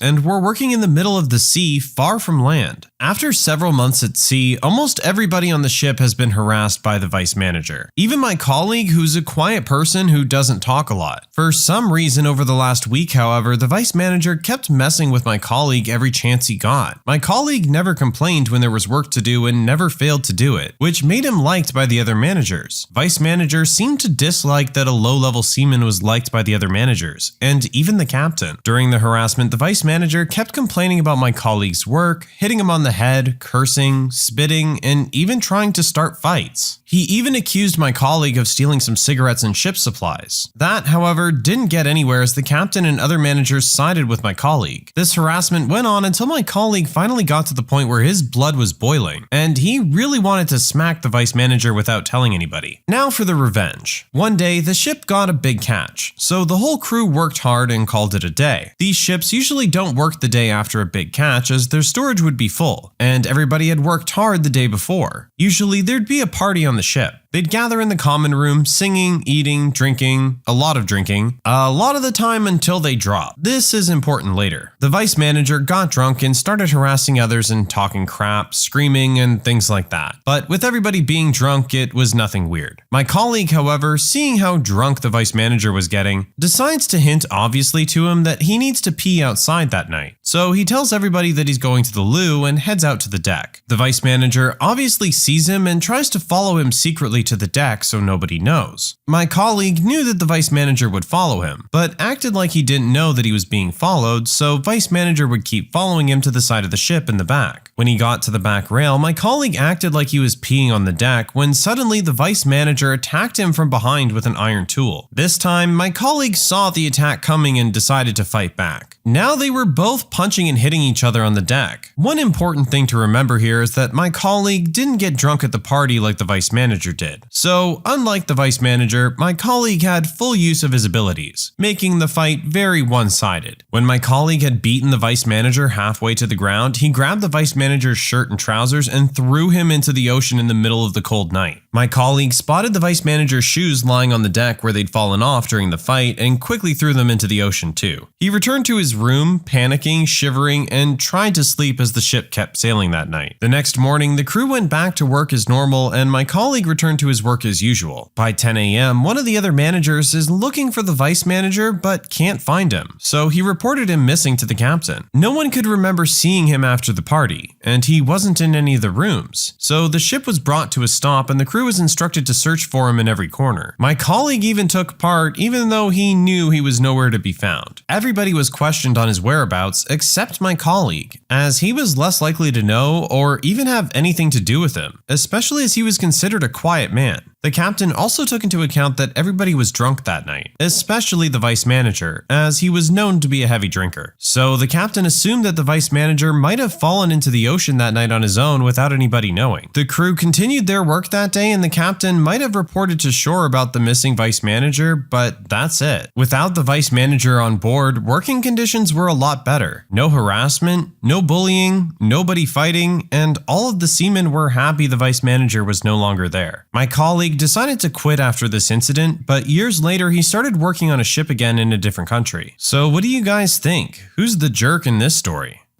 I was really hoping there was going to be some kind of follow-up as to what happened to him. Did your colleague just kill a guy? Cause that's kind of what it sounds like. Really makes it hard to side with them in this case. I'll be honest guys, I'm really taken aback by this one. Based on the information we have from the story, there's two conclusions we can come to. Either 1, he killed the vice manager, or 2, the vice manager was later found. If we're assuming number 1, then this is completely going overboard. No pun intended. Don't get me wrong. The vice manager is very clearly a jerk, literally assaulting people with weapons unprovoked and for almost no reason. And if you wanted to turn around and beat the crap out of him one night, I totally understand that. But taking that final step is just going too far, no matter what. Now, we don't know where they were. Maybe they were relatively close to land and the guy would have been able to swim, maybe? But he was also very drunk, apparently, and just had the crap kicked out of him. I'm thinking he probably didn't get far. Even if he did survive, it seems like the protagonist of our story still had the intention for him to not come back. I don't know. I can't get behind this one. There were other options. There were other answers to this problem. That's really about all I can say on that.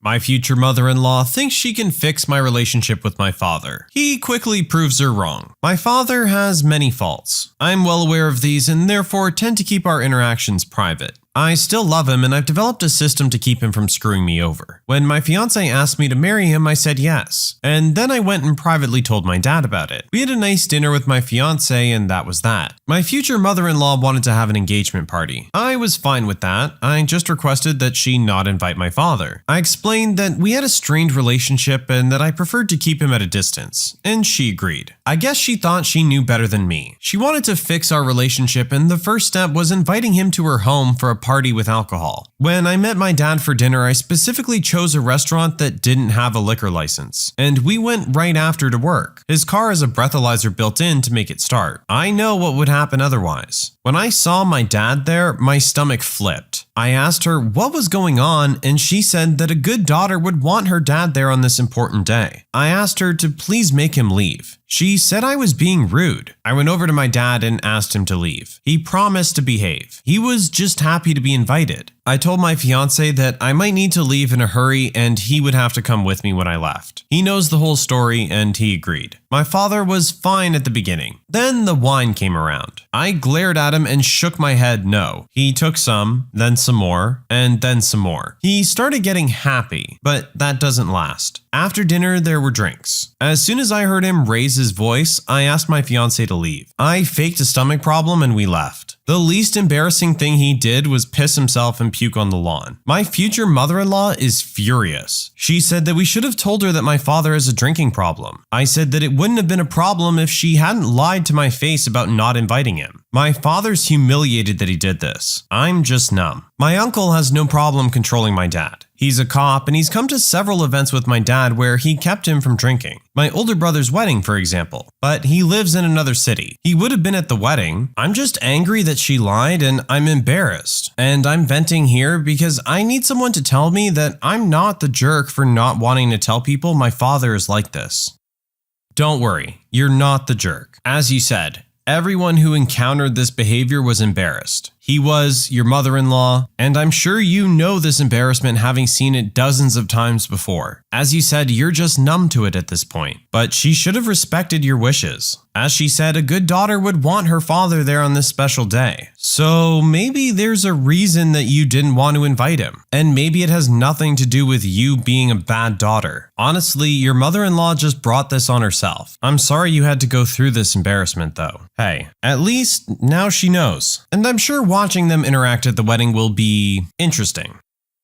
My wife's cleaning demands are getting a little out of control. I had a major fight with my wife a few hours ago, and I strongly think I'm in the right. But she's so angry, I almost feel like I'm the crazy one. I'll provide context. I married my wife 3 years ago, but we've been together for 6. One important thing to note is she's extremely clean. I regret not moving in together until we married, because while I knew she was clean, I didn't know the full extent. Let this be a lesson to live with your partner before marriage. She's the reason why our house looks like a model home. She hates dishes in the sink, while I'm content to let them sit for a couple days. She spends her off days scrubbing bathrooms because in her mind they should be cleaned weekly. She doesn't let me bring my shoes inside and insists I shower immediately when I get home before laying in bed. There are a million more things, but hopefully you have an idea. This didn't start hurting our marriage until we had kids. We have a 2-year-old and a 1-year-old. I'm a stay-at-home dad. I left work when our youngest was born, and that's when our disagreement on how clean the home needs to be started to get bad. She expects me to do most of the chores now when it used to be primarily her, and I wouldn't mind if they were reasonable. She wants the children to have a bath every day, and I think 1 to 3 days is fine. She wants all of their toys put away, and I think there's no point when it'll be a mess again. She wants the dishes done daily. She wants all the house bedding washed weekly. She wants me to vacuum weekly. She wants me to mop every 3 to 4 days, since in her logic, the kids spend a lot of time playing on the floor, but it's not like they'll get hurt or be sick if I mop every 2 weeks. Because I don't play along with most of her demands, she ends up being the one to do most of the housework when she gets home or her rare days off. She works 40 to 80 hours a week, so it's a lot, but she does it to herself. I feel what I do is reasonable. This all built up to today. She got home and saw I hadn't washed the dishes and there was still grease and some food on some of the pans and on the countertop. Also, I hadn't yet brought in the trash cans from the previous 2 days when they were emptied. She flew off the handle, calling me lazy and a slob. She said that she'd like for me to return to work, since in her eyes I'm doing a poor job, and use the money to hire a weekly housekeeper and a nanny who wouldn't leave the kids in PJs all day. I got peeved and told her she's crazy and she works herself up over small things, and I will not be leaving my kids with a stranger. She packed a bag for herself and our babies and went to her mom's house. I'm furious. Am I the jerk?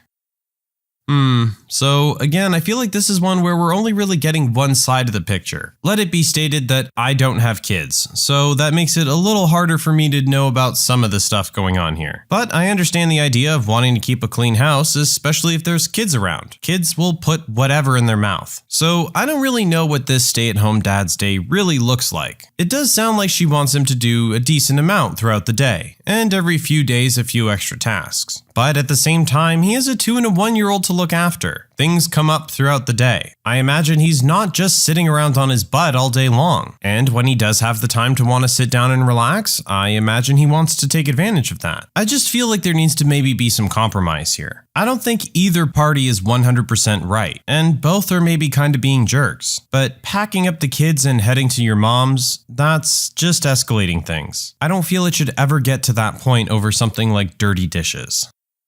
Despite being their designated driver, I decided to ditch my boyfriend and his friends. I'm a 33-year-old female and my boyfriend is a 33-year-old male. We've been dating for about 4 years. He's a big football fan and he has a tradition of meeting up with his high school friends at a bar for the Super Bowl every year. It's often the only time in a year he gets to see some of these friends because they're busy with their families and life. I don't like football, so I'm happy to drop him off somewhere, have an evening to myself, and pick him up when he's ready to come home. He tends to go hard with the alcohol when he's out with this group. Last night, my boyfriend texted me that he was almost ready to be picked up, so I headed to the bar. He wasn't as ready as he made it seem, so I ended up going in and sitting down with them while everyone finished their round of drinks. He was pretty drunk and started getting handsy in a way that I wasn't comfortable with out in public, so I politely asked him to stop. I didn't want to make a scene, so I leaned in to whisper in his ear, asking to stop. He got angry and whispered back, "You should consider yourself lucky that I'm going home with you. I could go home with any woman here if I wanted to." He couldn't, but he's always been a dreamer. I was taken aback as he's never said anything like that to me before. I get he was drunk, but still. Anger set in and I excused myself as if I was going to the bathroom. I ended up leaving and texted him to let him know that I left. Unfortunately, he had arranged for me to drive 2 of his friends home too. Wouldn't have been an issue, but he also hadn't communicated that with me. Instead of calling an Uber or taxi like I assumed he would, one of his friends called his wife. The wife had to wake their toddler up to go and pick them up. My boyfriend was furious when he came home and still is this morning. He slept on the couch and we had an argument before he left for work. He says I embarrassed him by just up and leaving. He aggressively denies saying what he did, doesn't recall getting handsy, and insists that he wasn't that drunk last night.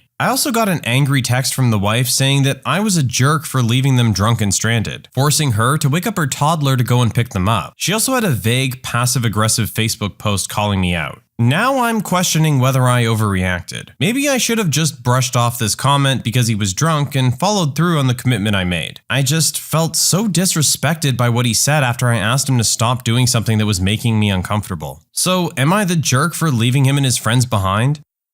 Uncomfortable would be a good word, I think, to use to describe this situation. First of all, no, I don't think you're a jerk. I think your feelings and reaction are completely understandable. And also, I'm with you. I would have assumed that they would have just called an Uber or taxi. So I feel like the wife turning around and blaming you for that isn't really fair. If anything, she should be mad at her husband, because he could have just called a cab. But yes, what your boyfriend said was very disrespectful. Being a little drunk in public and maybe getting a little playfully handsy with the person you've been with for 4 years could be forgivable, sure. Now, she asked him to stop, and he turns around with a comment like that. And that's where you lose me. I would have turned around and walked out too. Since he seems to think he can get on so well without you, let him try. He obviously didn't end up going home with anyone else that night. Instead, you had him sleeping on the couch. Clearly not quite the alpha male he thinks he is. But I would think regardless of whether he remembers it or not, you guys have been together for 4 years at this point. He should know that you wouldn't be acting like this if he hadn't seriously screwed up. Guys, in a situation like this, you have to just bite the bullet and say you're sorry. I said that? I'm so sorry. It's not an excuse, but I was so drunk. I just honestly don't remember. I understand why you would be hurt by me saying that. I'm very sorry.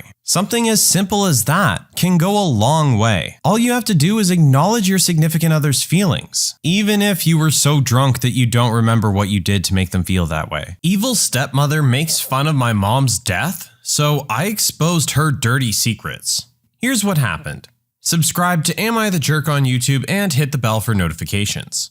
Fair warning, this story stretches out over the period of more than a decade, so it's going to be a long one. So first, some backstory. I came from your average nuclear family. I had a mom and dad who hated each other and seemed to spend their whole marriage talking about divorce. An older sister whom I did not get along with, but as time went on would not only become my best friend, but also kind of my hero. And me, the youngest, 14 years old when this all started. Very relevant to the story, my dad, until losing his job only a few months ago, worked overseas most of my life, and was only home 5 months months of the year. So our tale begins with my mother succumbing to her long battle with cancer. She'd been hospitalized for quite some time, and I'll admit that those last few months, I had given up completely. I had hardly gone to see her. I just couldn't bring myself to see her rotting away in that hospital bed. My dad hadn't been much better than me, and the hero of this story had been my sister, the one who had never gotten along with my mother, who held her hand until the very end. None of this is vital to the story, but it was the point where my sister not only won my respect, but also became the one person whom I would grow to trust more than any other. My dad, not so much. In fact, his life had hardly changed at all, and my mom's ashes had hardly been released and he was overseas again, leaving me and my sister behind. Also worth mentioning that at this time, my sister was no longer living at home, but with her fiancé. He later cheated on her, she broke off the engagement, and he will therefore not feature in this story. So all the pieces are set in place. My mom is dead, my dad's overseas, and my sister's living elsewhere, leaving me, a 14-year-old kid, living alone in what, until recently, was our family home. Soon after, I got a tenant to take one of the rooms, and that rent money paid for all my living expenses. Now, as I mentioned, my dad was out of the country only 7 months of the year, which meant he was home for 5 of them. Or so you'd expect. The truth is, he wasn't. My dad was a skirt chaser, and even in those 5 months, I hardly ever saw him as he'd be out staying with whatever he was hooking up with at the time. I could write about 1,000 more stories about the women he dated in that time, but as none of them have relevance to this story, I'm skipping forward 4 years, and the introduction to my evil stepmother. It's worth mentioning that when she and my dad started dating, he was actually already engaged to someone else, whom kinda just disappeared from the story as if she was never in his life to begin with. Evil stepmother was the wife of a deceased politician. I've never been able to figure out how much exactly he left her, but my estimate is somewhere between 15 and 20 million. Although neither my sister or I had any interest in money, her financial status was something of a relief, as my dad was pretty well off himself. So at the very least, we knew she wasn't a gold digger. So actually, when I first met her, she was lovely, polite, a good sense of humor, overall just a nice person to be around. And I was truly happy that my dad had found somebody who could make him happy. Skip forward another year, my sister is now engaged to a new guy and was starting to plan her wedding. My sister, being the angel that she is, even with a multi-millionaire father, never asked him to contribute a single penny to the wedding. What did she ask him? For him and evil stepmother to attend. He was her dad after all. Note that even though I'm calling her evil stepmother, she wasn't officially our stepmother yet at this point. She'd given the date to evil stepmother, who had kind of brushed it off and said they would try to attend, but they couldn't make any promises because it might interfere with their holiday plans. My sister was understandably distraught and ultimately just called off the wedding and would end up taking their vows in front of a judge. So, a few weeks after evil stepmother had broken my sister's heart, she and my dad were traveling to God knows where, and my sister and I were at the movies. We both get the same text from evil stepmother. It went something like this. Hello, I wanted you to know that your father has asked me to become his wife, and I have accepted.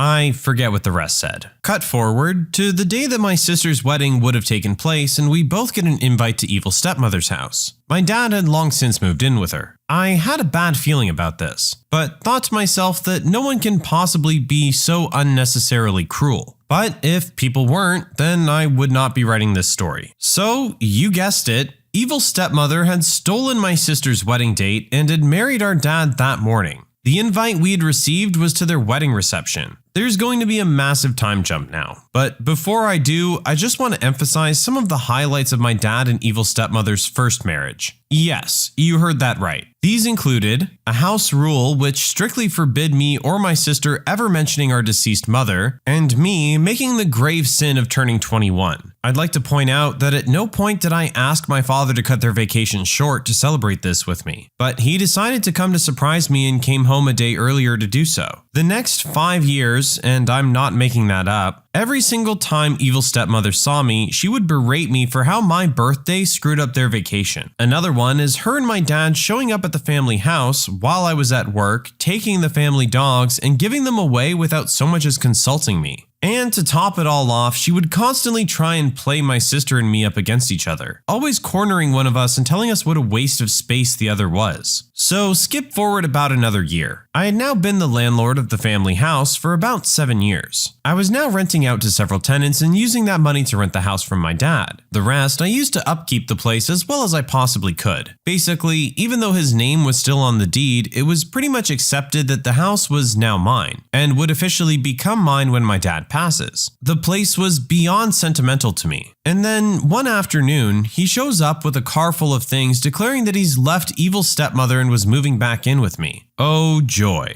Following this, it took less than a month for all my tenants to break their contracts and move out. Yes, he really was that difficult to live with. The month ended and he went back overseas, leaving me with an empty house and somehow still expecting me to pay him for that month's rent. Sorry, Dad, you kinda screwed that up for yourself. He returned 6 weeks later and fell back into his old patterns, never coming home, hooking up with any woman that looked at him, and then somehow getting back together with the fiancée that he had left for evil stepmother. His divorce from evil stepmother had already been finalized by this point. And then, almost as if I was 18 years old again, he once again left that same fiancée for evil stepmother. At some point they got remarried. I honestly don't even remember when. So, let's get to the main part of this story. Yes, I haven't even touched it yet. A secret about my dad. I love him dearly, but he is a freaking jerk. I learned this the hard way as I would become a pawn in his numerous affairs. He went so far as to send some of these women to stay in the family house with me and then invite me over to have dinner with him and evil stepmother, forcing me to fake a smile while the woman he was cheating with was literally hiding at my house. This went on for years.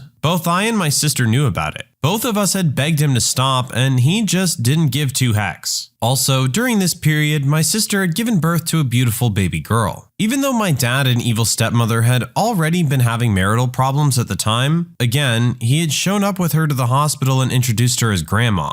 In the years that followed, this gorgeous little one would actually bring my sister and evil stepmother quite close together, which makes this all the more tragic. Flash forward several more years. I'm now 30 and going through a very tough time in my life. I had lost my own fiancé, in part due to my family shunning both of us and ultimately forcing me to choose between them and her. This basically happened every single time I got a girlfriend. I had lost all my savings trying to save my beautiful dog from a rare blood disease. She died a month later anyway. I had been falsely accused of forcing myself onto someone, and basically, I was having darker thoughts than I ever imagined possible. And to top that all off, my dad left evil stepmother, and once more moved back in with me. To make matters even worse, he wasn't doing so alone. No, he brought with him his Asian mistress, a lady that could not speak a word of English, and they were literally communicating with each other via Google Translate. This whole situation was pretty messed up. Just to keep the timeline straight, he had left her before going back to work overseas, and had warned me beforehand that he would be moving back in with me upon his return. At no point had he mentioned his Asian mistress. Also, slightly relevant, the day he came back was the 24th of December. At this time, evil stepmother was on the verge of her own mental breakdown and was calling my sister day and night, trying to learn why my dad had left her. This went on for the entire time that my dad was overseas and continued when he came back. My sister was calling me in tears, saying she could not keep this secret anymore. She had grown fond of evil stepmother and knew the only way to release her was to tell her about the affairs. There had been 8 that we know of. I, on the other hand, had never grown to like evil stepmother, but even I had always been disgusted by our father's behavior and never saw any justification in what he had been doing to her. Ultimately, I told my sister to just tell her. That would be the biggest mistake of my life. You see, learning of Dad's betrayal had given evil stepmother a new purpose in life. She wasn't only going to get revenge on my dad, she was going to get revenge on everyone that was involved. Her first mission was finding out who the woman was that was currently staying with him. To find out, she turned to me. Now, side note here. I'd been so angry at my dad for this whole situation that I hadn't even been back to my house since he had moved back in. I had spent about 3 days, including Christmas, just driving around aimlessly. I had slept in my car for those nights. I was done being his accomplice. Therefore, when evil stepmother asked me who the woman was, I happily told her. There was just one problem with this. My dad had foreseen me turning on him and given me the wrong information. Therefore, in the eyes of evil stepmother, I had purposefully sent her on a wild goose chase. Following this, my dad had sent me a message saying that I was no longer his son. The woman had actually been a masseuse at a massage parlor that both my dad and evil stepmother often frequented, less than a kilometer away from their home. To this day, I don't know how evil stepmother found this out, but she showed up at the massage parlor and started screaming and threatening to sue. She also started following my dad's mistress around. What happened next, she refuses to admit was her doing, but a few days later, someone sent naked photos of my dad's mistress to her boss, and she was subsequently fired. My dad, in the meantime, had grown bored with her as well, and had started to rebuild his marriage with evil stepmother. This was unbeknownst to both me and my sister, and made even less sense when their second divorce finalized. My dad's mistress around this time also completely vanished off the face of the earth. Did I mention that evil stepmother liked to brag about the mob connection she had left from her deceased husband's time in politics, and had openly told us how they could make people just completely disappear? Cut forward a few months later. I hadn't seen my dad in months, and still had no idea that he and evil stepmother had gotten back together. I found this out when his Facebook relationship status changed to married to evil stepmother, followed by their wedding pictures. This was kind of a shock to me, but the biggest one was still to come. I was still in financial difficulty, following my recent streak of bad luck, and then I got a text. I forget what the exact wording was, but it basically came down to the fact that evil stepmother no longer felt comfortable living in their old place, knowing that he had met his mistress so close there. So he was taking back the family home, and I was going to have to evict all my tenants and move out myself. At that point, I had been living in that house for 19 years, and had been the acting landlord for 16 of those. To add fuel to the fire, I also learned that evil stepmother was having the old house demolished and building a new place on top of it. I was shattered. That place had meant more to me than anything else in this world, and she was coming in with bulldozers to destroy it. To make up for my sudden eviction, they had, however, taken the liberty of already finding me a new place to live that they knew would be within my budget. They took me there a few days later. This place was terrifying. It was the kind of place where you'd get shot in the face if you left your home after dark. To make matters worse, they were right. It was literally the only place I could afford at that point, and on such short notice. Dad of the Year and evil stepmother had left me to pack up the entire house, including everything left from my mother. The shoebox I was moving to obviously didn't have space for any of these things, so most of it ended up on the sidewalk. To evil stepmother, this had to have been like a mini orgasm, as she had always had an unnatural hate towards my deceased mother, whom she had never met and died before she met my father. She would go so far as to destroy every single thing that held any memory of my mother, even cutting down our family tree and quite literally turning it into firewood. She also took my mother's wedding ring that had been left to my sister to hold for safekeeping, only to quite literally throw it away and deny ever having it. That was her revenge on me. My sister, she had other plans for. You see, once my sister had exposed my father's affair to her, she wasted no time in revealing to him that my sister had sold him out. My dad, being the self-entitled person that he is, still was unable to see that he had been in the wrong here, and basically had not spoken to my sister since. He had not only stopped speaking to her, but had also stopped talking to his granddaughter. Both him and evil stepmother had been quite active in her life for the first few years, and now both had completely written her off. As I write this, 2 years after my sister had exposed my dad, he has not spoken to or even asked about his granddaughter once. I had confronted him about this on several occasions, but he just kind of shrugged me off and told me that I've not once taken into account how hard these last 2 years have been on him. It also later turned out that evil stepmother was monitoring his phone, and I'm pretty sure she'd been deleting any messages that my sister had tried sending him. About all this being hard on him, he was right. You see, even though my dad may have brought all this upon himself, I do feel truly sorry for him. Evil stepmother had taken away from all of us what she deemed most important to us. With me, it was my house and all my memories. With my sister, it was her relationship with her father. And with my father, it was his freedom. She had taken away all forms of privacy and freedom he had left. She had taken control of his bank accounts, taken to monitoring his incoming messages, deleted all his friends from his Facebook account, and lost him his job. The new house they built even had an open bathroom that you could literally not pee in private. It was disturbing and honestly very hard to witness. This story really doesn't have an ending. My sister has finally stopped trying to make up with my dad. The few times I have seen him have been under strict supervision from evil stepmother. That usually ends with her fighting me and telling me what a stain I am on his life. Although I never saw my dad as any kind of saint, he was always my dad,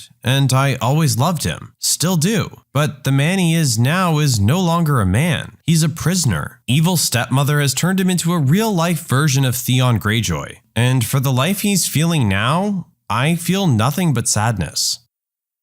Wow.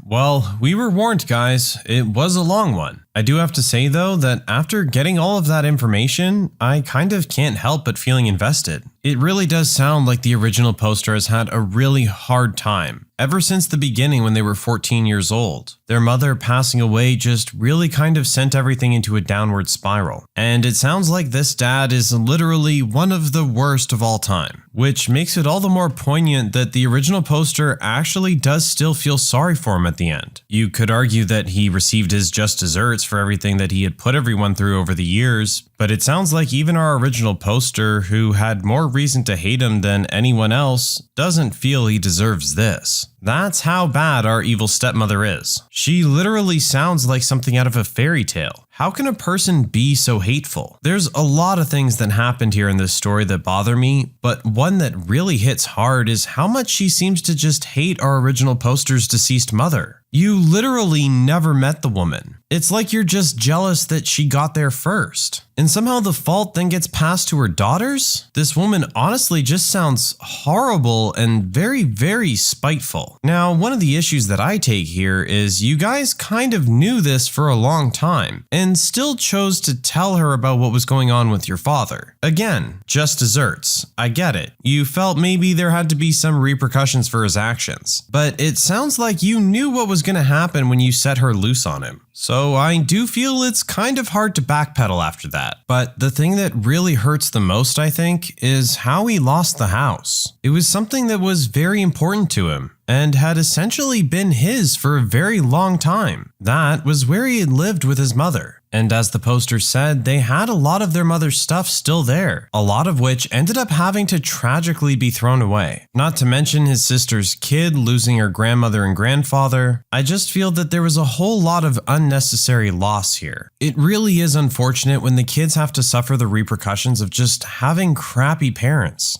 In this case, one parent and an evil step-parent. But I can only imagine for kids in this kind of situation, how many times you must wonder what life would be like if your real mom was still around. Being able to trace everything back to a single point where everything went wrong, it must be a lot to have to deal with. I'm sure everyone has a moment like that if we really look hard enough. But it really does sound like everyone else in our original poster's life just wasn't a great person. Sister aside, but she also had to go out and live her own life. I do feel like maybe there could have been a little more effort to do something for your little brother though. I don't feel like any 14-year-old should be living in a house alone, renting out rooms to strangers. It really does feel like no one gets a happy ending on this one.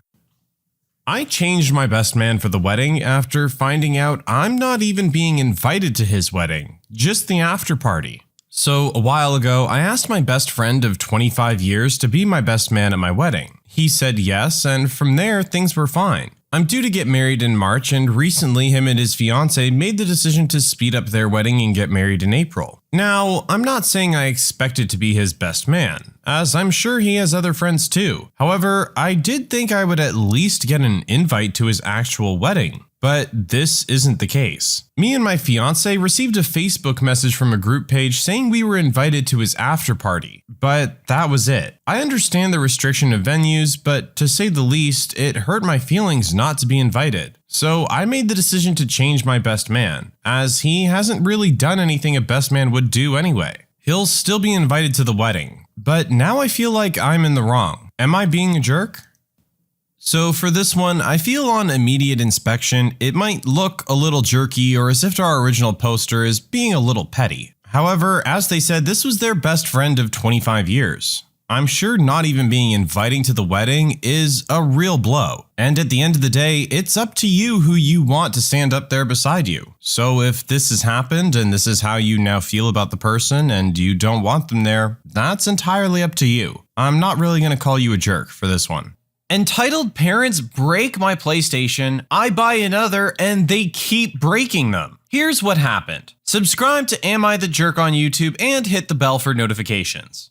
Okay, so I've been trying to find the right place to talk about this since I don't really have anywhere else to talk about it. I'm going to start on the first PS4. For a while now, my parents are pretty big fans of breaking or, quote, disciplining us if we misbehaved. But as time went on, their discipline did not affect me because I was used to it. Since I wouldn't give them the reaction they wanted, they would result to taking or breaking my belongings. They would always use the same saying, "There isn't democracy in this household, it's dictatorship, and you do what we tell you when we tell you." I've heard it so many times, I've wanted to say every single country that's tried dictatorship has failed. But I'm just trying to get the whole situation over with and not be called an idiot by my dad. I can't remember the reason why the first PS4 was broken, but I can remember the last two, and I will say how and why they did it. The second PS4 I bought was a new one, just like the last one with a whole terabyte. It lasted until a couple of months later, my brother and I get in an argument, completely separate from the PS4. My mom gets mad and says, "Since you guys want to always argue, I'm throwing this PS4 away." We were obviously still mad at each other, but then I noticed what she said and went on to ask why she's throwing out the PS4 I paid for. She went on to say, "This is my house and you will do what I say, and this PS4 is a demon." So legitimately continues to throw my PS4 about 5 feet off the ground onto the grass. I was just in disbelief that she just broke my PS4 over something that had nothing to do with it. On to the next PS4. I obviously lost trust in my family, so I bought a used PS4 with 500 gigabytes for $180. I'm pretty sure it was stolen. The first thing she says when I get the PS4 in the house, "I can break this one just like the others." I was annoyed and I just responded, "I'll just break your TV then." And she laughed it off. Obviously, I wasn't going to break the TV because I don't want to get my butt whipped by my dad. Fast forward a couple months and I get in an argument with her because I said I'll do it right after this match. And for some reason, she decided to unplug my PS4, grab a bat, and in front of the neighbors, breaks my PS4. She believes I'm emotionally attached to the PS4 and it's a demon, which I am not attached to it at all. Just annoyed my money has been wasted again. All I said was, if you're gonna make me watch, at least do it inside without all the neighbors watching after everything had happened. She again discusses how, "You do what I say when I say. You should be thankful for all this," and whatnot. At this point, my payback was simple. Just stop communicating. I started becoming a lot quieter and not telling them about what I'm thinking and stuff like that. Just overall being the quiet kid. I rebought another PS4 cheap, and I kid you not, I got the "I'll break that one also" BS. Luckily, I still have this PS4 and I've been not using it at all with her inside the house, clearly showing that I don't trust her at all. She realized this and said, "Why aren't you playing?" And I happily responded, "Because you might break it." I didn't look at her face because I was on my phone, but all I heard was her leave my room, which actually felt great to finally let them know I don't trust them at all with my belongings. If my new PS4 is broken, I'll make sure to update this forum. But as for now, I'm grounded from using my PS4, which is new. They grounded me because I was watching TV during class. Edit. After having this post up and replying to many comments, I've finally come to my senses. And I'm truly sad about how I really feel, and I've been hiding my feelings to myself. Thank you everyone for helping me realize what's wrong with this. A good amount of people have said, "You're addicted," and somewhere around those lines, but I will explain why I get so many PS4s. I play the game to be happy and make money. It's a source of income for me. Not only that, I talk to people on a personal level that do help me with my issues. Gaming isn't always I better win. The community on PS4 has helped me a lot. There was a point where I was very depressed, and a middle-aged man said to me, "I bet you have it tough, but at the end of all that hardship is a reward that you've earned." I will never forget what he said, and to this day, I talk to him about my issues. I want to make it clear that the main reason for buying a PS4 is not to play games, but to talk to someone. Talking to people over a hotline isn't the same as talking to a guy in his 20s or 30s telling you how he overcame his problems. The gaming community is the reason I'm breathing, and I can without a doubt say posting this story on Reddit helped me so much on realizing my mistakes and what I should do. While I was reading all of the replies and comments, I've come to a point of tearing up because I blocked out everything that's wrong with my family. I can't thank everyone enough. Except for the one guy that said, "Stop complaining and grow up." You, sir, are the human embodiment of used toilet paper. I've decided to start saving up my money to leave this toxic household. I'm going to try and buy an apartment or find myself a roommate. I really don't want the police involved in my problems as well, mainly because my parents aren't from here, so if they get deported, it'll cause a lot of issues to my siblings as well. As soon as I'm 18, I will take a lot of other people's advice and make a separate bank account and block their number for around a year, basically separating myself from their life in general. I had a very long talk with my cousin about my parents, and he said exactly, "Listen man, this is something even my mom has noticed. She was a bit sad you've become numb to the things your mom and dad say to you." He then went on to tell me how my parents treated others, basically being jerks. Again, thank you everyone for all the advice and such kind things you've said. It really means a lot. I hope I can give you guys a better update in the future. Meanwhile, I'm probably going to post stories about my parents around Reddit a lot, because hey, they're jerks.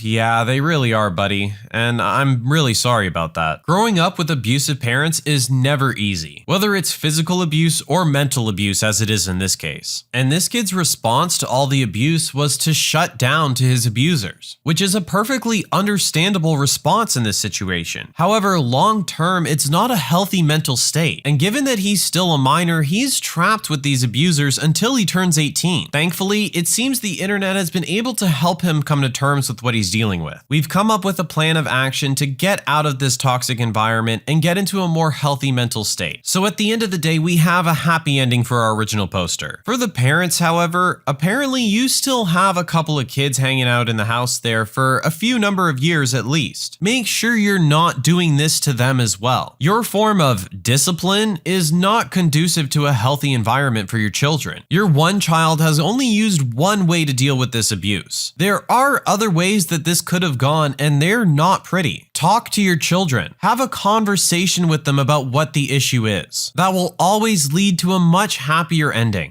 Work devolves into absolute chaos. Thankfully, I have rock hard evidence for HR. This story takes place a few years ago when I was working security for a baseball park. I wasn't one of the security guards checking bags or showing people seats though. My department was 24-hour security, handling mostly guarding restricted areas, watching cameras, and keeping an eye out for the emergencies in the park. Both departments have their own boss, with one boss above them overseeing security in general. It was a really cool job, especially considering how beautiful the park was. When I would work night shifts, I'd usually be the only one walking around the park. And we had such beautiful views of the city and even a river walk that was part of our patrol. Unfortunately, most of my coworkers were sexist middle-aged men. At the time of this story, I was 20 years old, 5'2", 112 pounds. I'd actually already quit once before for sexual harassment. A coworker would start random conversations with me and insist I should work with him just to spend as much time as he could with me. Then, behind my back, was insisting to everyone that I wanted him, as well as making comments about the size of my chest and insisting women with larger breasts were more sexual. It was hard enough being in a position where I needed to maintain some respect and authority in order to keep people safe without being treated like a streetwalker every day. I tried telling my first boss, who we'll call Frank, and he said he talked to them, but it never stopped. And then eventually Frank was transferred. I found out basically as soon as he left that he'd been saying all the same things. He never actually had any respect for me as security, which was a little devastating, but I at least knew I'd done good work. At this point, his superior, Big Boss, took over. So I tried to approach him to get the coworker to stop. He said, and I quote, "Well, as a woman in a male-dominant profession, you really should expect this sort of thing." So I quit. However, Big Boss decided to go into early retirement later that year, and the coworker made a sexual comment to someone from HR by mistake. So he ended up fired. When my second boss, who we'll call Satan for my amusement, took over for Frank, someone mentioned my name and what good work I'd done in the past. So he sent me an email, and I happened to be looking for a second job at the time, so I joined back up. Unfortunately, I began having issues with my new boss fairly quickly. There was no pretending to respect me. Satan started in Frank's position, but because Big Boss retired so soon after, he ended up getting the promotion easily. For a long time, there technically was no head of our department, as he was technically doing 2 jobs and he was very rarely in the office. This meant he was very strict about everything, and getting anywhere required showing results. When I walked into my interview the first time I'd worked there, even though Frank immediately made comments like, "Oh, I didn't know you'd be so small," and "You sounded taller on the phone," he never made any indication it would impede my job, and I never let it, and always let me try a bit of every station. However, from the start, Satan mentioned he'd be having me mostly on table in office from then on, and even took me off night shifts. Frank let me know from the start that the smallest uniform sizes would be swimming on me, and he was right. The shirt went to my knees and I had to tuck it in. The pants had to be hemmed 5 inches, and I had to buy my own shoes and belt because the provided ones didn't fit. He was understanding of this, even when my small size meant the shoes I was wearing were a pair of all black non-slip child sneakers because it was hard for me to find non-slip shoes in my size. And my belt was green because my waist was so small the only belt I had that would fit was a fashion belt with holes along the entire length for one size fits all. Eventually, he just had to accept that I'd have to stay in the black shoes, but he insisted I needed to buy a sturdy black leather belt because it was part of the uniform. I'd already had to buy shoes for this job for the first time I was hired, and considering the entire uniform was to be provided, I was a little sick of it. Satan tried to make me wear shoes 2 sizes too big for me on the first day, insisting I needed to wear the uniform. He tried to make me wear the belt too, but my pants were literally falling off my body. There was just no way possible to use any belt in the building but my green one. Eventually, he just had to accept that I'd have to stay in the black shoes, but he insisted I needed to buy a sturdy black leather belt because it was part of the uniform. I'd already had to buy shoes for this job the first time I was hired, and considering the entire uniform was to be provided, I was a little sick of it, and just told him I'd get to it when I had the money. Partway through the season, I'd done a bunch of office work above my station to prove myself to Satan, and gotten his permission to take over watching early entrance before the baseball games. This was an area of the park closed off to anyone without special privileges like season ticket holders or certain events and ticket tiers. Even though my department had to send someone down to guard that area, scanning people's passes to make sure they could only go in if they were allowed, it was technically run by the game day security. This is where things get odd. To this day, I don't know why, but at one point, a game day security guard came over and told me they were opening the early access point to everyone in the park a half an hour early. Now, this wasn't actually uncommon, as just about any day with a small enough crowd, they'd open it like that. The odd part of it is, it wasn't true. However, I had no way of knowing that, and no reason to question it. I returned to the office and walked face first into a crap storm. Craphead, a random coworker of equal rank, was already ranting before I entered the room. I'm not one for confrontation and prefer to settle things as quickly and calmly as possible, so I wasn't actually triggered just yet, simply walking over to see what was so wrong so we could sort this out. Now, when I got closer and he was suddenly in my face, this man being more than 6 feet tall, yeah, anxiety started rising up a bit. Craphead. "Who told you you could leave early access?" Me.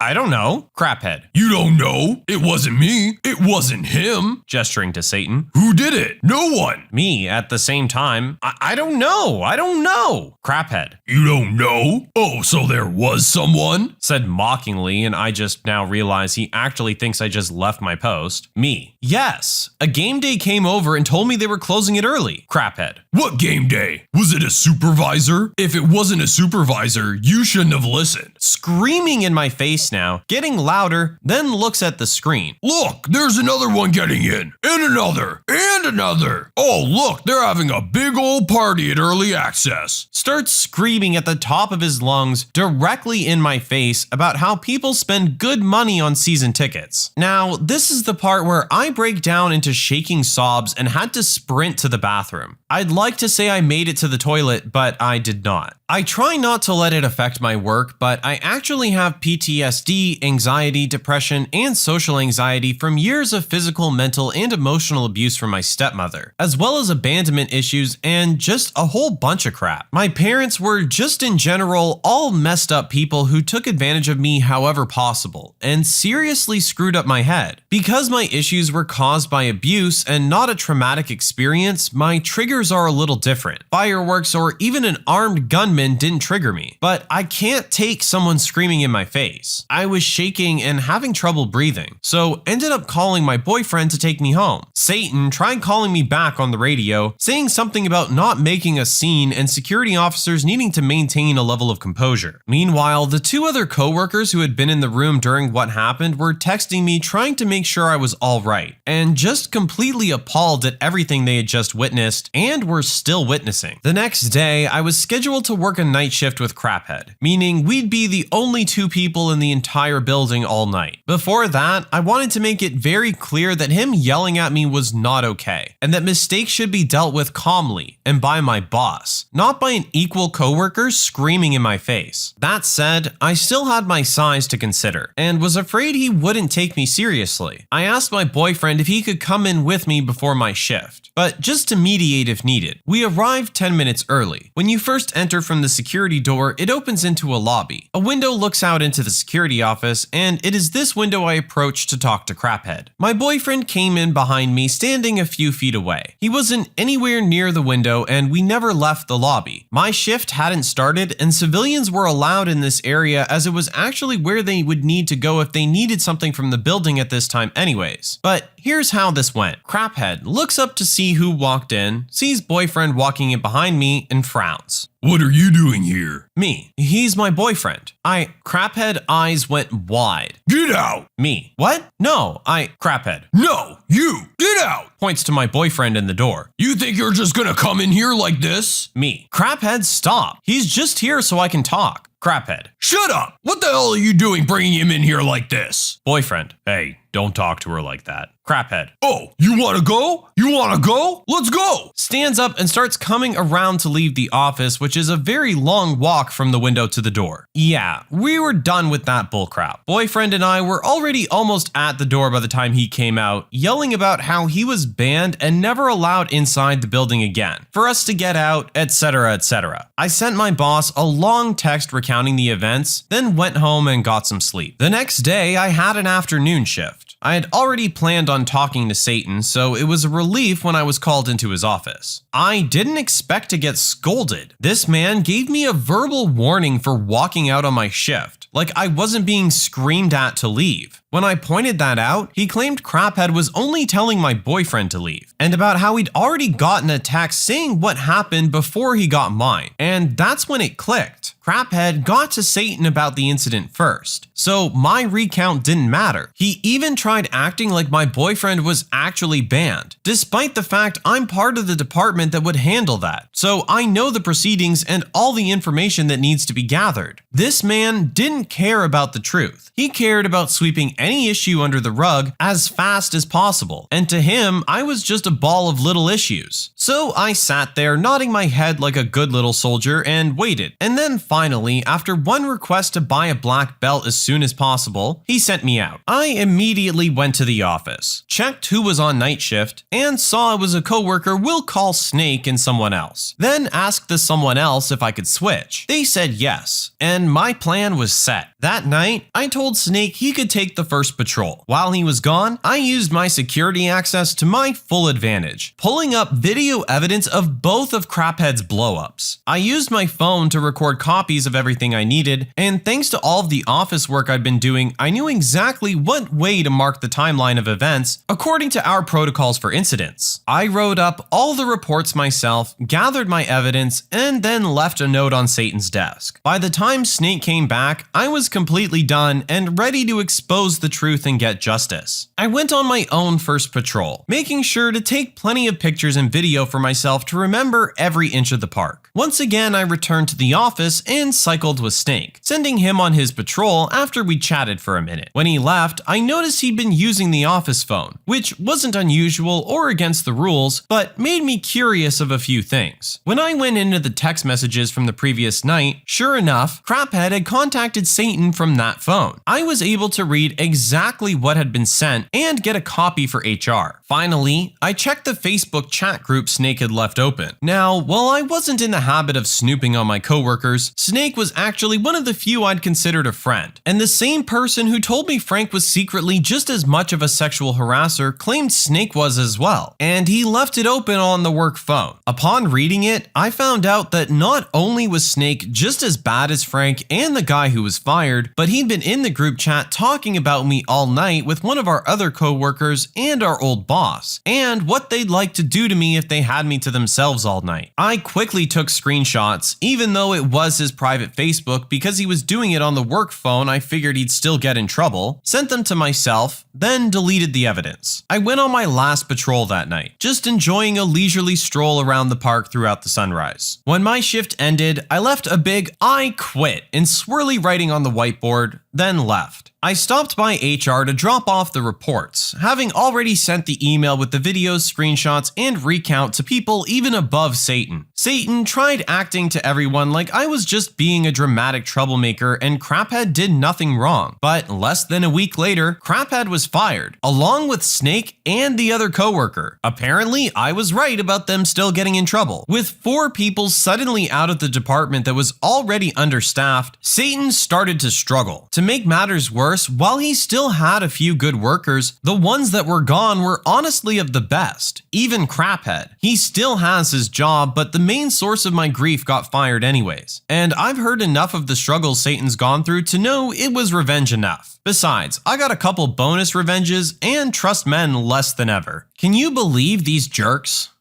Wow, that was one epic tale for what was actually just a couple of nights. That's a whole lot of drama happening in the security room of this baseball park. Gotta give props to the original poster though for how she handled this situation. It sounds like she's gotten a handful of people fired for their behavior. And while it didn't involve everyone that she would have liked, at least a good portion of the toxic people are now removed from that workplace. And hopefully the ones that are remaining will learn from this lesson. All of the behavior exhibited by the men in this department is absolutely disgusting. I'm glad HR responded appropriately and brought the hammer down on these guys. It's truly unfortunate that our poster had to go through all of this, but hopefully they've made it a little bit better for future females coming into this situation. Karen forces me to give my iPad to her son because my art is inappropriate. Here's what happened. Subscribe to Am I the Jerk on YouTube and hit the bell for notifications. I don't know if this belongs here, but I'm fuming and I just want to tell my story. First, let me give some basic context to things. I'm a female and I just turned 18 and I'm new to Reddit. I live with my adoptive parents and they are the sweetest people you'll ever know. For my birthday, my granddad got me an iPad, an Apple Pen, and a drawing app I'd been asking for. I love doing digital art and was definitely ecstatic when I got it. My mom was so excited for me and took me shopping to get a case and stickers to decorate it with. The friend in question, I'll just call A, is the nicest person I've ever met. She's my closest friend and I don't blame her for what happened. I'd gladly take a bullet for her any day. A is also 18. The person who I can't despise is her witch of a mother. I'll call her Karen because why not? Karen is 38. The son she wanted me to give my iPad to, I'll just call B. B is 10 years old. Karen is a single mom and has made it the base of her personality. She runs a failing mommy blog and used to post parenting videos. Oddly, she believes in vaccination and doesn't think the earth is flat. She's still a very spiritual person and believes heavily in karma and creativity. She homeschools B and doesn't teach him how to read or write, just teaches him about karma and things of that nature. With that random word vomit out of the way, let's get to the story. Yesterday, Karen came over to drop off A so we could hang out and have a girls' day. My mom invited Karen in for coffee and let B have control of the TV remote. I immediately showed A my tablet and we both started acting like idiots and talking about color palettes. B didn't seem to care, but I caught Karen looking at us weirdly from the kitchen. I ignored it because I figured she was just watching B. A few hours went past and it started to rain. It wasn't just a drizzle, it was a downpour, and there would be no way Karen could drive home safe. Mom told Karen that she and B could stay in the guest bedroom, and A and I can sleep in my dad's game room. It has a pull-out couch facing the TV, so we're fine. B whined that he wanted to see the game room, but my dad has a rule that no one under 16 is allowed in, as he has some scary games and concept art littered around. Karen protested lightly, but my mom shut her down and she dropped it. B had a full meltdown, so me and A went to draw in the crafting room, or basement. I decided to show A some of my more scary drawings and pulled up a picture of a werewolf I had drawn. It wasn't gory or bloody, but it was scary, and I didn't want to have it pulled up in case my mom saw. A and I love scary things, so we decided to make a piece together. We put on a 5-minute timer and each took turns drawing. When we were done, we had drawn a vampire biting into a girl's neck. We made it a bit scary and drew the vampire clawing at her arm. We printed the picture and hung it up so we could decide a color palette, but in the middle of selecting paints, we heard the door open. We unlocked it, but it was one of those crappy hook locks, so all it took was a few shakes. B came down the stairs, and at first he didn't notice the printed paper. A told him to leave, but he ignored her and went to try and grab my mother's colored pencils. We stopped him, and while we were dragging him towards the stairs, he saw the picture hanging on the chalkboard. I didn't know something so small could make a sound so loud. He screamed his lungs out and bit A's hand so she would let him go. He bolted up the stairs, and I took A to the sink to wash her hand. We had a sink installed so we could wash paintbrushes. Within seconds, Karen was down the stairs, and I heard my mom trying to calm down B upstairs. The following is the conversation. I'm going to leave out the swear words so I don't get in trouble. So if there's any weird baby talk, just know the conversation wasn't as nice as I made it out to be. Karen: What the heck did you do to my son? A: We didn't do anything. Me: He came down here, so we tried to make him go upstairs and he flipping bit A's hand. Karen: No, what did you show him? At this point, we didn't even know that B had seen the drawing. Me: What? We didn't show him anything. He just came down here and started screaming when we moved him. Karen: Don't you flipping lie to me, you little ducker. He told me he saw you drawing a murder. A figured out what she meant before I did. I know, I'm stupid. A: You mean the collab? It's not a murder, it's a vampire. I looked over at the corkboard, finally catching on, and Karen ran over when she saw me looking. She ripped the paper off the tacks we had used to put it up and gave this really dramatic gasp. She put a hand over her mouth and her eyes got wide. She looked ridiculous. Karen: Does your mother know what kind of filth you've been drawing? I was dumbfounded, so I just answered honestly. Me: Yeah? Karen looked even more offended and noticed my iPad on the table. Karen: If you're gonna be drawing such inappropriate filth, you don't deserve this. This maniac picked up my tablet and was about to walk up the stairs. I snatched it away and rushed to stuff it in my pencil bag. Karen tried to grab the bag, but I pushed myself into a corner. I clutched the bag super hard and started to scream for my mom. Mom: What's wrong? You don't need to scream. She saw Karen trying to grab me and ripped her away from me. I just want to say my mom is a big lady. She towers over my dad, who's 5'10", and she's not dainty either. Karen immediately went on a tirade about how I was corrupting her son and forcing him to look at disgusting garbage. She shoved the art into my mom's face, and she just kind of raised her eyebrows at Karen. My mom then turned to look at A. Mom: A, did she make your brother look at this? A: No, it was just hanging up and he saw it. We had the door locked, but I guess he got in. Me: He bit A on the hand too. A showed her the bite and she sent A upstairs to get a band-aid from the hall closet. My mom told Karen that she didn't appreciate her behavior and asked her to take B and leave. Karen looked peeved, and I swear her face went beet red. Karen, Are you flipping kidding me? She traumatized my baby. Mom, your son is fine. He just wasn't supposed to be down here anyway. The door was locked and he must have forced it open. It was an honest mistake and I would like you and B to please leave. Karen, If you're going to be that way, witch, at least give my son the tablet. He's going to need therapy and the tablet will help him express himself. my mom rolled her eyes. Mom, fine. She walked over and grabbed a pad of paper and handed it to Karen. Karen looked confused. Then she got angry and slammed the paper onto the ground. Karen, No, you dumb witch. I want the one in her purse. My son needs it more than she ever will. If she's going to be drawing that cursed garbage, then she doesn't deserve it. my mom asked what tablet I had, and I told her that Karen wanted my iPad. She looked surprised for a second, but just turned to Karen and told her to leave again. Karen was fussing and screaming, saying things about how I was disgusting and that my art was inappropriate, but my mom threatened to call the police, and she just stomped up the stairs. A said she was going to stay, and Karen dragged B to the car. My mom sat us down, and we went over the events. We all eventually ended up laughing, and my mom put some antibiotic ointment on A's bite just to make sure it was clean. A is still here, and my mom says she can stay in the guest room for as long as she wants. Before anyone asks, my dad is on a business trip and won't be back until Friday. My mom's going to call him tomorrow and tell him what happened, just in case Karen tries anything. What a jerk though, right? Oh, that's the worst when your best friend's mom is a Karen. I feel so bad for the daughter. I think even the son was just a little confused and scared and kind of caught up in all this. It's not like he ever even showed any interest in wanting the iPad. It seems like Karen saw something nice and shiny and just decided that her kids deserved it more. I am glad the daughter's able to see through her mother's actions and the friendship isn't hurt as a result of this incident. They seem like they're really good friends, and I would hate to see something happen to that because of something stupid like this. Hopefully Karen has time to calm down, and maybe from now on she doesn't come in the house when she's dropping off your friend.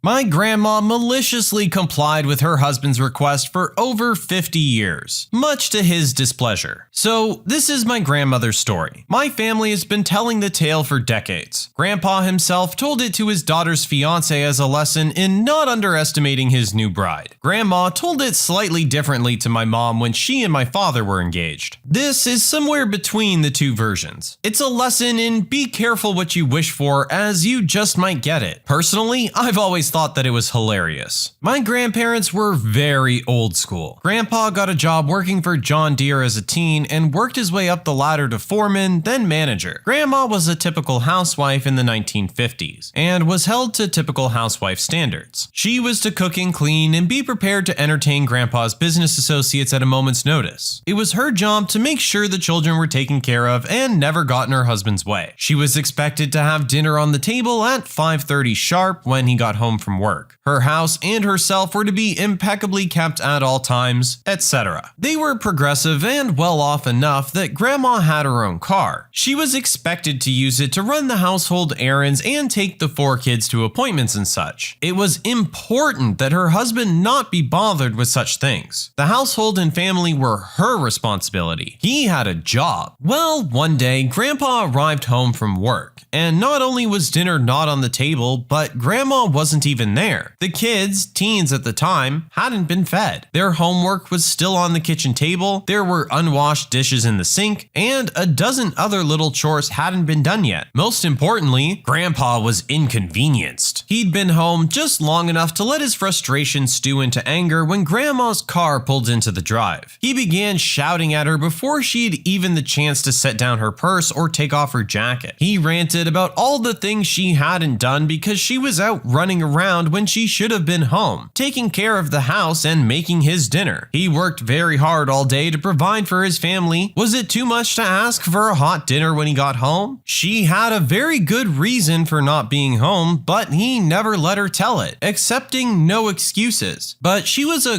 good wife. So she intended to let him vent for a while, then she would serve him supper and explain what had gone wrong. Then Grandpa screwed up. As sometimes happens when we speak in anger, he began to blame the wrong thing for his irritation. He began to blame the car and her access to it. He said something to the effect of, "You don't have any business out driving around anyway. You should be home. I should never have let you start driving in the first place. Women shouldn't drive." "You don't want me to drive?" Grandma asked calmly, retrieving her keys from her purse. "Fine, then I won't drive ever again." And she set those car keys on the counter, put her things away, and served dinner. And bless her heart, Grandma stuck with that declaration no matter how much more difficult it made life. Grandpa had to take afternoons off in the middle of the week when a teacher scheduled a meeting. He didn't get a moment's peace on the weekends between grocery trips and taking the kids to activities or doctor appointments or for haircuts or clothes. He had to drive Grandma to every Saturday salon appointment. Previously, Grandma had taken herself and the kids to church, letting him sleep. Now he had to wake up early on Sundays to take them all himself. Grandpa was nearly as stubborn as his wife. He held out, expecting her to apologize and ask for her keys back. She never did. Instead, she simply rearranged the household schedule so that he could handle all the driving. Months later, after never getting a single weekend to relax, after having dinner pushed back nearly every day because he had to drive someone someplace, he finally gave in and apologized. He tried to tell her that he was wrong and that she should start driving again. He tried to tell her that he now appreciated all she did to make his life easier. He all but begged her to take those keys. I suspect that Grandma had always disliked driving because she never did take back those keys. Nothing Grandpa said or did could convince her to get back behind the wheel. He'd said she had no business driving a car, and she was going to hold him to that declaration, no matter what. For over 50 years, until the day she died, Grandma never drove a car again for any reason. Not after the kids graduated and moved out, not after Grandpa retired, even after Grandpa's death in the 80s, still she refused because my husband said that women shouldn't drive.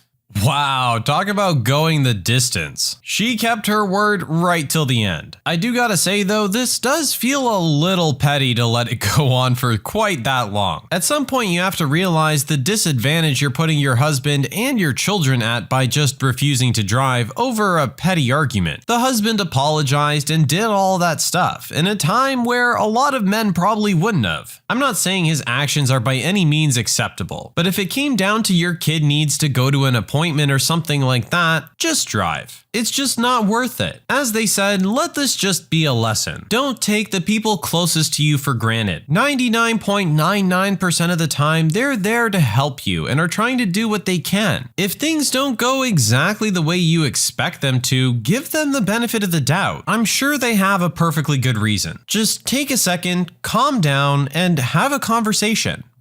I had the opportunity to mess up some girl's life, but I said no. Old story, but in 2007, I was involved in a traffic accident on a ramp in Baltimore. Traffic went from the speed limit 55 miles per hour to a dead stop around the curve of the exit in a space of about 500 feet. And it had just started raining. I and my Honda Accord managed to stop literal inches from the person in front of me's bumper. I had enough time to heave half a sigh of relief before I was rear-ended so hard that the can of tea in my waist-level console cup holder wound up splattered all over the windshield. I get out of the car and the person who hit me is literally crying blood. She's driving a Saturn that is at least a decade old, and the ancient airbag broke her nose and blacked both of her eyes. She's also crying for real, because this is her only transportation. I go, crap. Grab an umbrella out of my now weirdly shaped back seat and hold it over her while she sobs, explaining her brakes had been locking up lately and she was literally on her way to the mechanics, and tries to text her boyfriend to pick her up. She's crying so hard that she drops her phone twice. And then a cop shows up. Baltimore cops are jerks. So he writes this girl a ticket about failure to control speed to avoid an accident and reckless endangerment and half a dozen other bullcrap things, to where the ticket would literally cost more than a new car, and she can have her license revoked and or jail time. She's hysterical. I talk to her and reassure her it's not her fault, and manage to swap insurance info. Fast forward 2 months. I had mild whiplash, but I'm healed up and mostly good regarding the accident. Have a new car and everything. I get a notice in the mail that I'm requested to be a witness for this poor girl's trial for her ticket. Don't have to show, but it'd be nice. No way I'm gonna let that cop roast her. I was asked, so I'm taking a day off work to show up. I turn up in court dressed in my civil servant best. Was working for the state government at the time, so however staid you might imagine, multiply it by 3. And even toss on some makeup to impress the judge. I wait 3 hours for her hearing because no way am I gonna accidentally be late. The cop goes first, making up a bunch of bullcrap about how recklessly she was driving to have hit me in an accident he was probably 10 miles away from witnessing from his response time. Then the judge calls me and I stand up. Cop looks like this weird combo of surprised Pikachu and peeved. Like he didn't expect me to show. Poor girl was already crying and starts crying more. So I get to the stand, get sworn in, and tell the truth, the whole truth, and nothing but the truth. So I see that we were going exactly the speed limit. I know because I checked my speedometer in surprise that there wasn't more traffic. I say that she was following a proper distance behind me because I checked my rear view mirror and she was a ways off. I say that it had just started raining after a dry week, so the road was greasy as heck, and I knew that because I'd almost slid into the car in front of me, only saved by my car's ABS. I say that her wheels had locked because I'd heard the screech and seen the skid marks, and that she definitely wasn't at fault because she was on her way to get her car's ABS fixed. And I mentioned that the cop didn't show up until 20 minutes later. I know this sounds like an "and everyone clapped" moment, but the judge did thank me for doing my civic duty and turning up. And I got a quick hug from the poor girl after the judge dismissed her charges. Anyway, Baltimore cops are jerks, and if you can turn up in court to fight a traffic ticket, even someone else's, you should do so.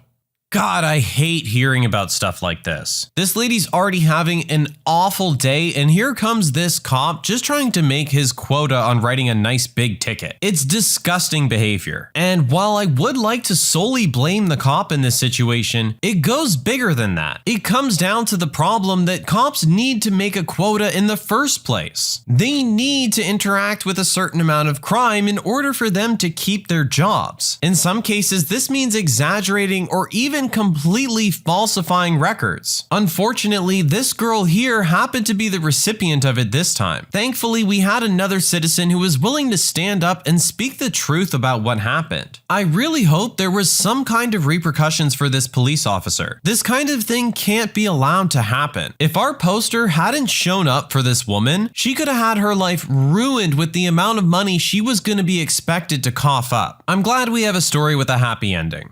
Apparently, I was expected to pay for everyone's meal at New Year's Eve dinner, so I just quietly left. I, a 32-year-old female, recently inherited a good amount of money from my mom. I keep the money in a separate account as I still haven't decided what to do with it, and I didn't want it to go to waste. I noticed my husband constantly bringing up the inheritance money and making countless suggestions as to how I should spend it. Another thing is that he expects me to pay for nearly everything the past couple of weeks. For New Year's Eve, my husband and I meet up with his family at a restaurant to celebrate. It was going fine until I found out I was expected to pay for everyone at the table. My husband's mom joked about paying for our dinner out of my inheritance pocket, which made me livid, but I showed no reaction, just silently paid for my own food and drinks, then got up and made my way out of the restaurant. They were shouting after me like a crowd and my husband trying to get me to come back, but I drove home. He got back at 3 a.m. yelling at me, saying I was pathetic to get up and walk out on him and his family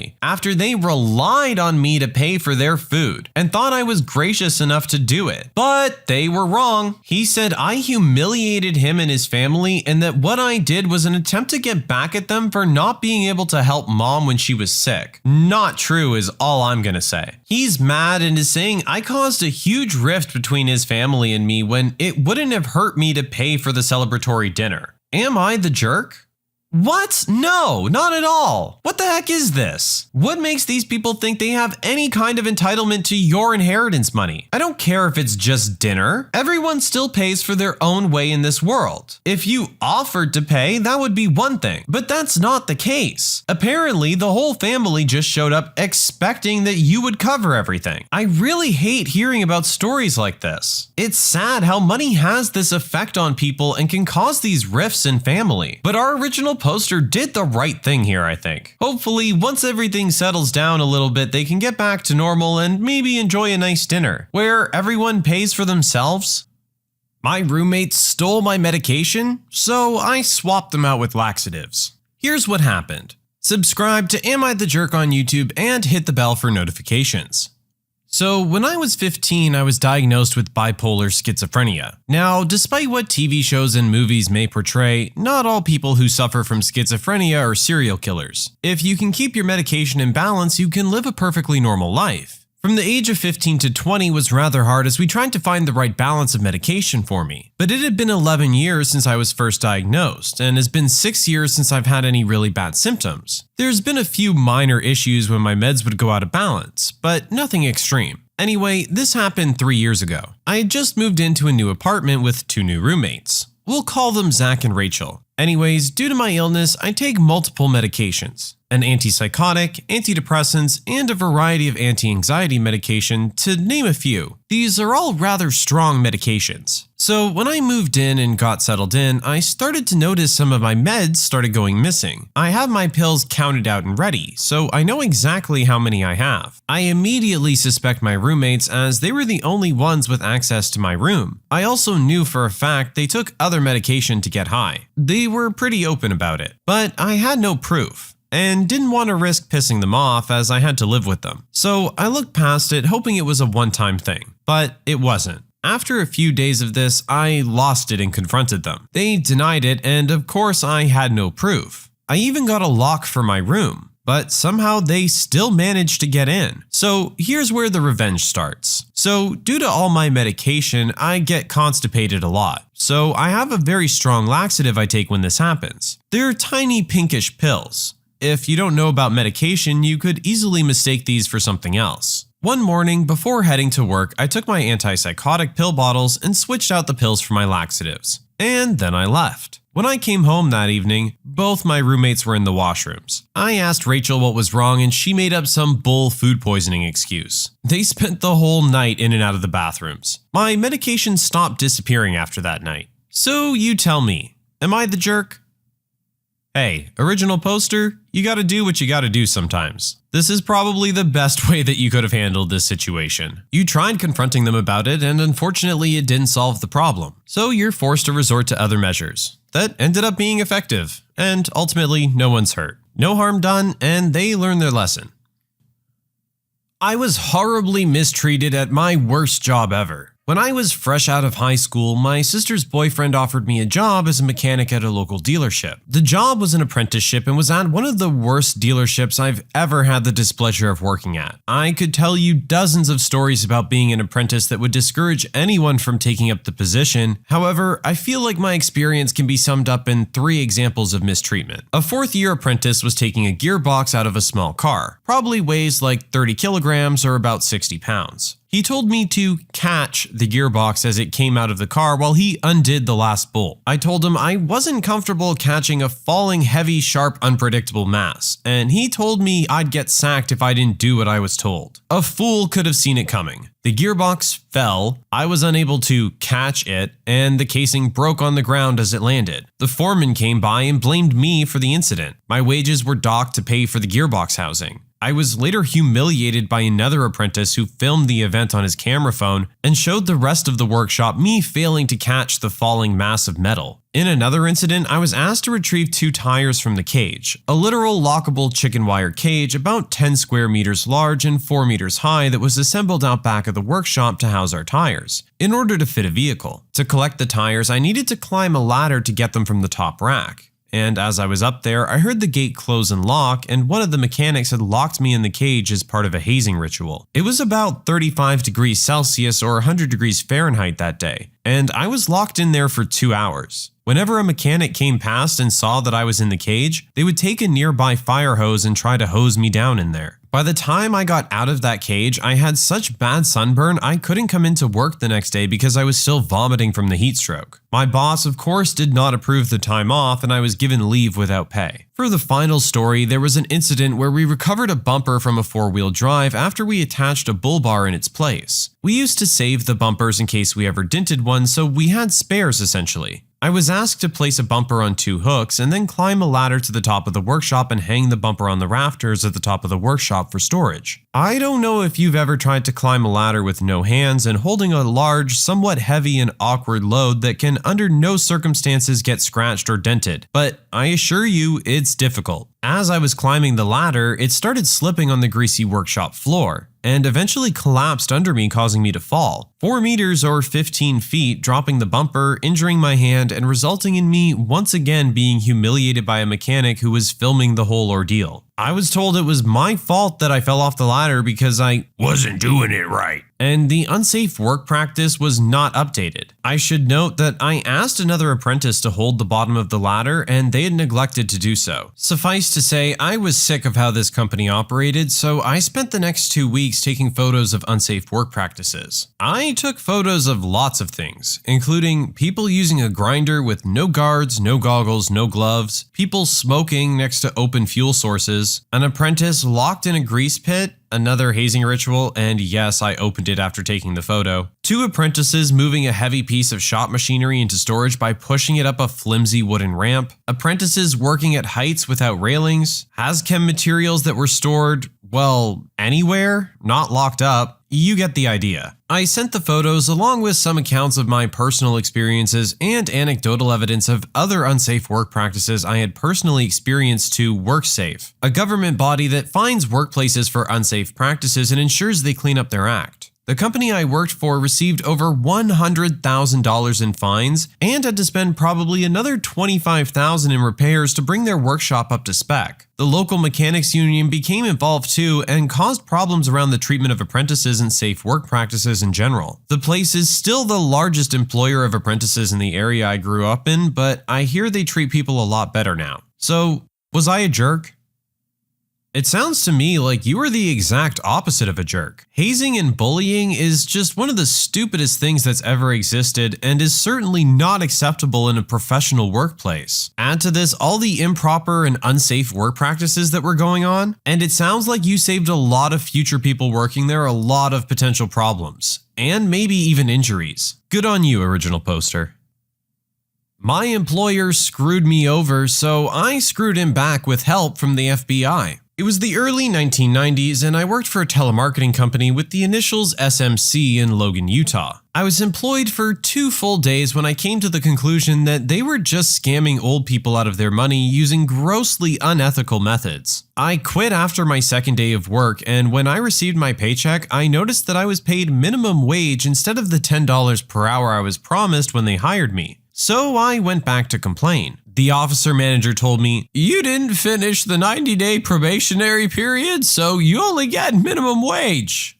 Baloney. They never said anything about a probationary period in training, and I know it wasn't in the contract I signed upon hire. Yes, I actually read it before signing. As the office manager opened the door to have me leave, he said, "See ya, wouldn't wanna be ya." I was fuming. I called the city offices and discovered that SMC didn't have a business license and reported them. Less than an hour later, I watched as the police showed up and told them they would have to shut down operations until they had a business license. It took them 2 weeks. When they were back in business, I used an elaborate scheme to get myself on their call list and recorded several of their employee efforts to sell me their crap. It was Utah and legal to record the calls. I knew what they were doing wasn't just unethical, it was illegal. Not only did I report it to a local news station who had their consumer reporter do a 2-part story on the scummy company, but I also reported them to the FBI. The owner of the company was one of 200 plus people that was arrested by the FBI in a nationwide sting of dishonest telemarketing companies. The FBI called it Operation Disconnect. See ya, wouldn't wanna be ya. Ha! But seriously, was I a jerk?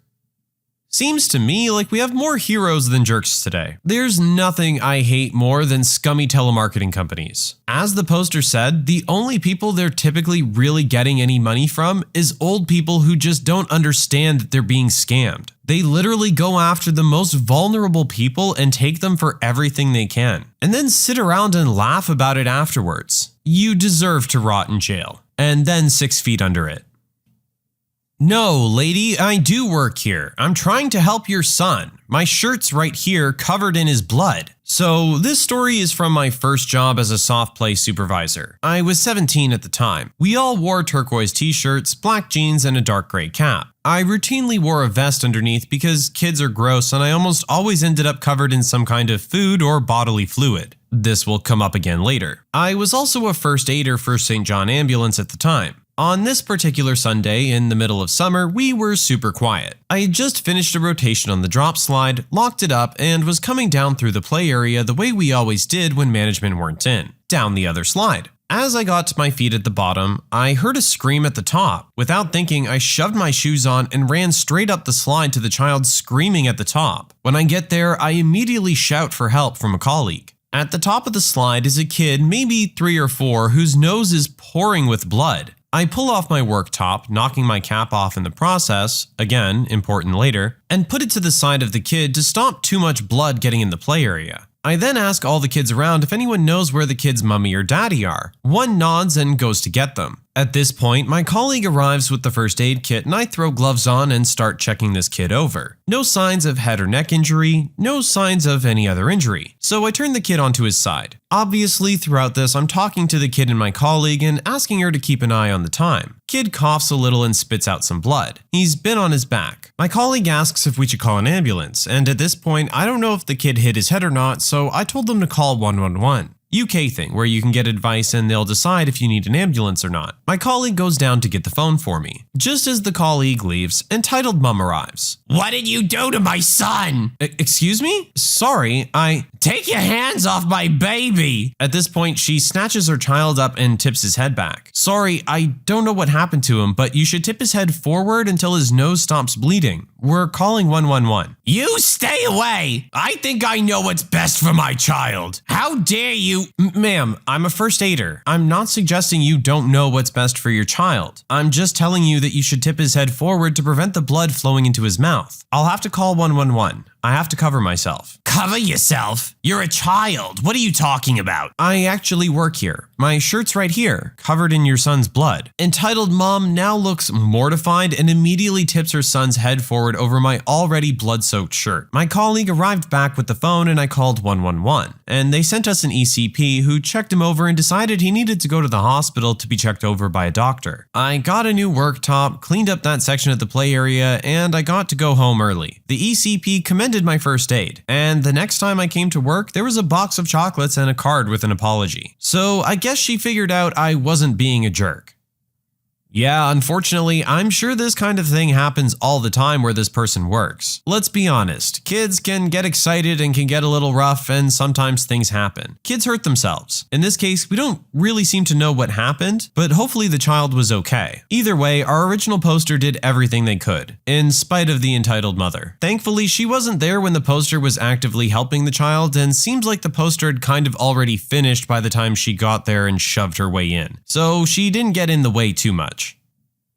Am I the jerk for not taking in my parents' adopted son? I'm a 28-year-old male. I had an average childhood. My parents provided everything, but nothing extra. When I was 17, they decided to adopt another child, Chris, 7 years old. I went to university at 18 and moved out. My parents told me they could not financially help me because they have another child now. I admit I resented that. I had to work and go to college. For the first 2 years, I couldn't get into university dorms, so I had to rent, which was much more expensive. I can't count how many times I hadn't eaten for 2 or 3 days. It was horrible, and I consider that the worst experience of my life. It got easier after I got into dorms, but I still couldn't afford anything extra like going to a party or anything. In all these years, I slowly distanced myself from my parents, and I don't see Chris as my brother. To this day, say we see each other max 2 times a year, even though we live 25 minutes away. They don't even know I married my partner. This happened at Christmas dinner. In the middle of dinner, my parents told me that Chris is going to university in the same city I live, and asked if he could stay with me. They would pay for rent and expenses. Now, I live in a townhouse in the middle of all the faculties. I'm in the prime spot. I don't rent rooms, but if I did, the rent would be the highest in the city. I was triggered when my parents said they would pay for him, so I said they can't afford to rent a room in my place and to look elsewhere. All of the family there were shocked by my response, and my parents were somewhat taken aback. Since then, a couple of family members told me that I'm a jerk for not helping my family. My parents texted and asked me to reconsider and help my brother, and that he's very upset his big brother won't help him. I told them he's their son, but he's not my brother, and I have no obligation towards him. Even Chris texted me and begged me to reconsider, but I just ignored him, and everyone else for that matter. The problem is my partner, who's a good, kind soul and is starting to get to me. So, what do you think? Am I being a jerk?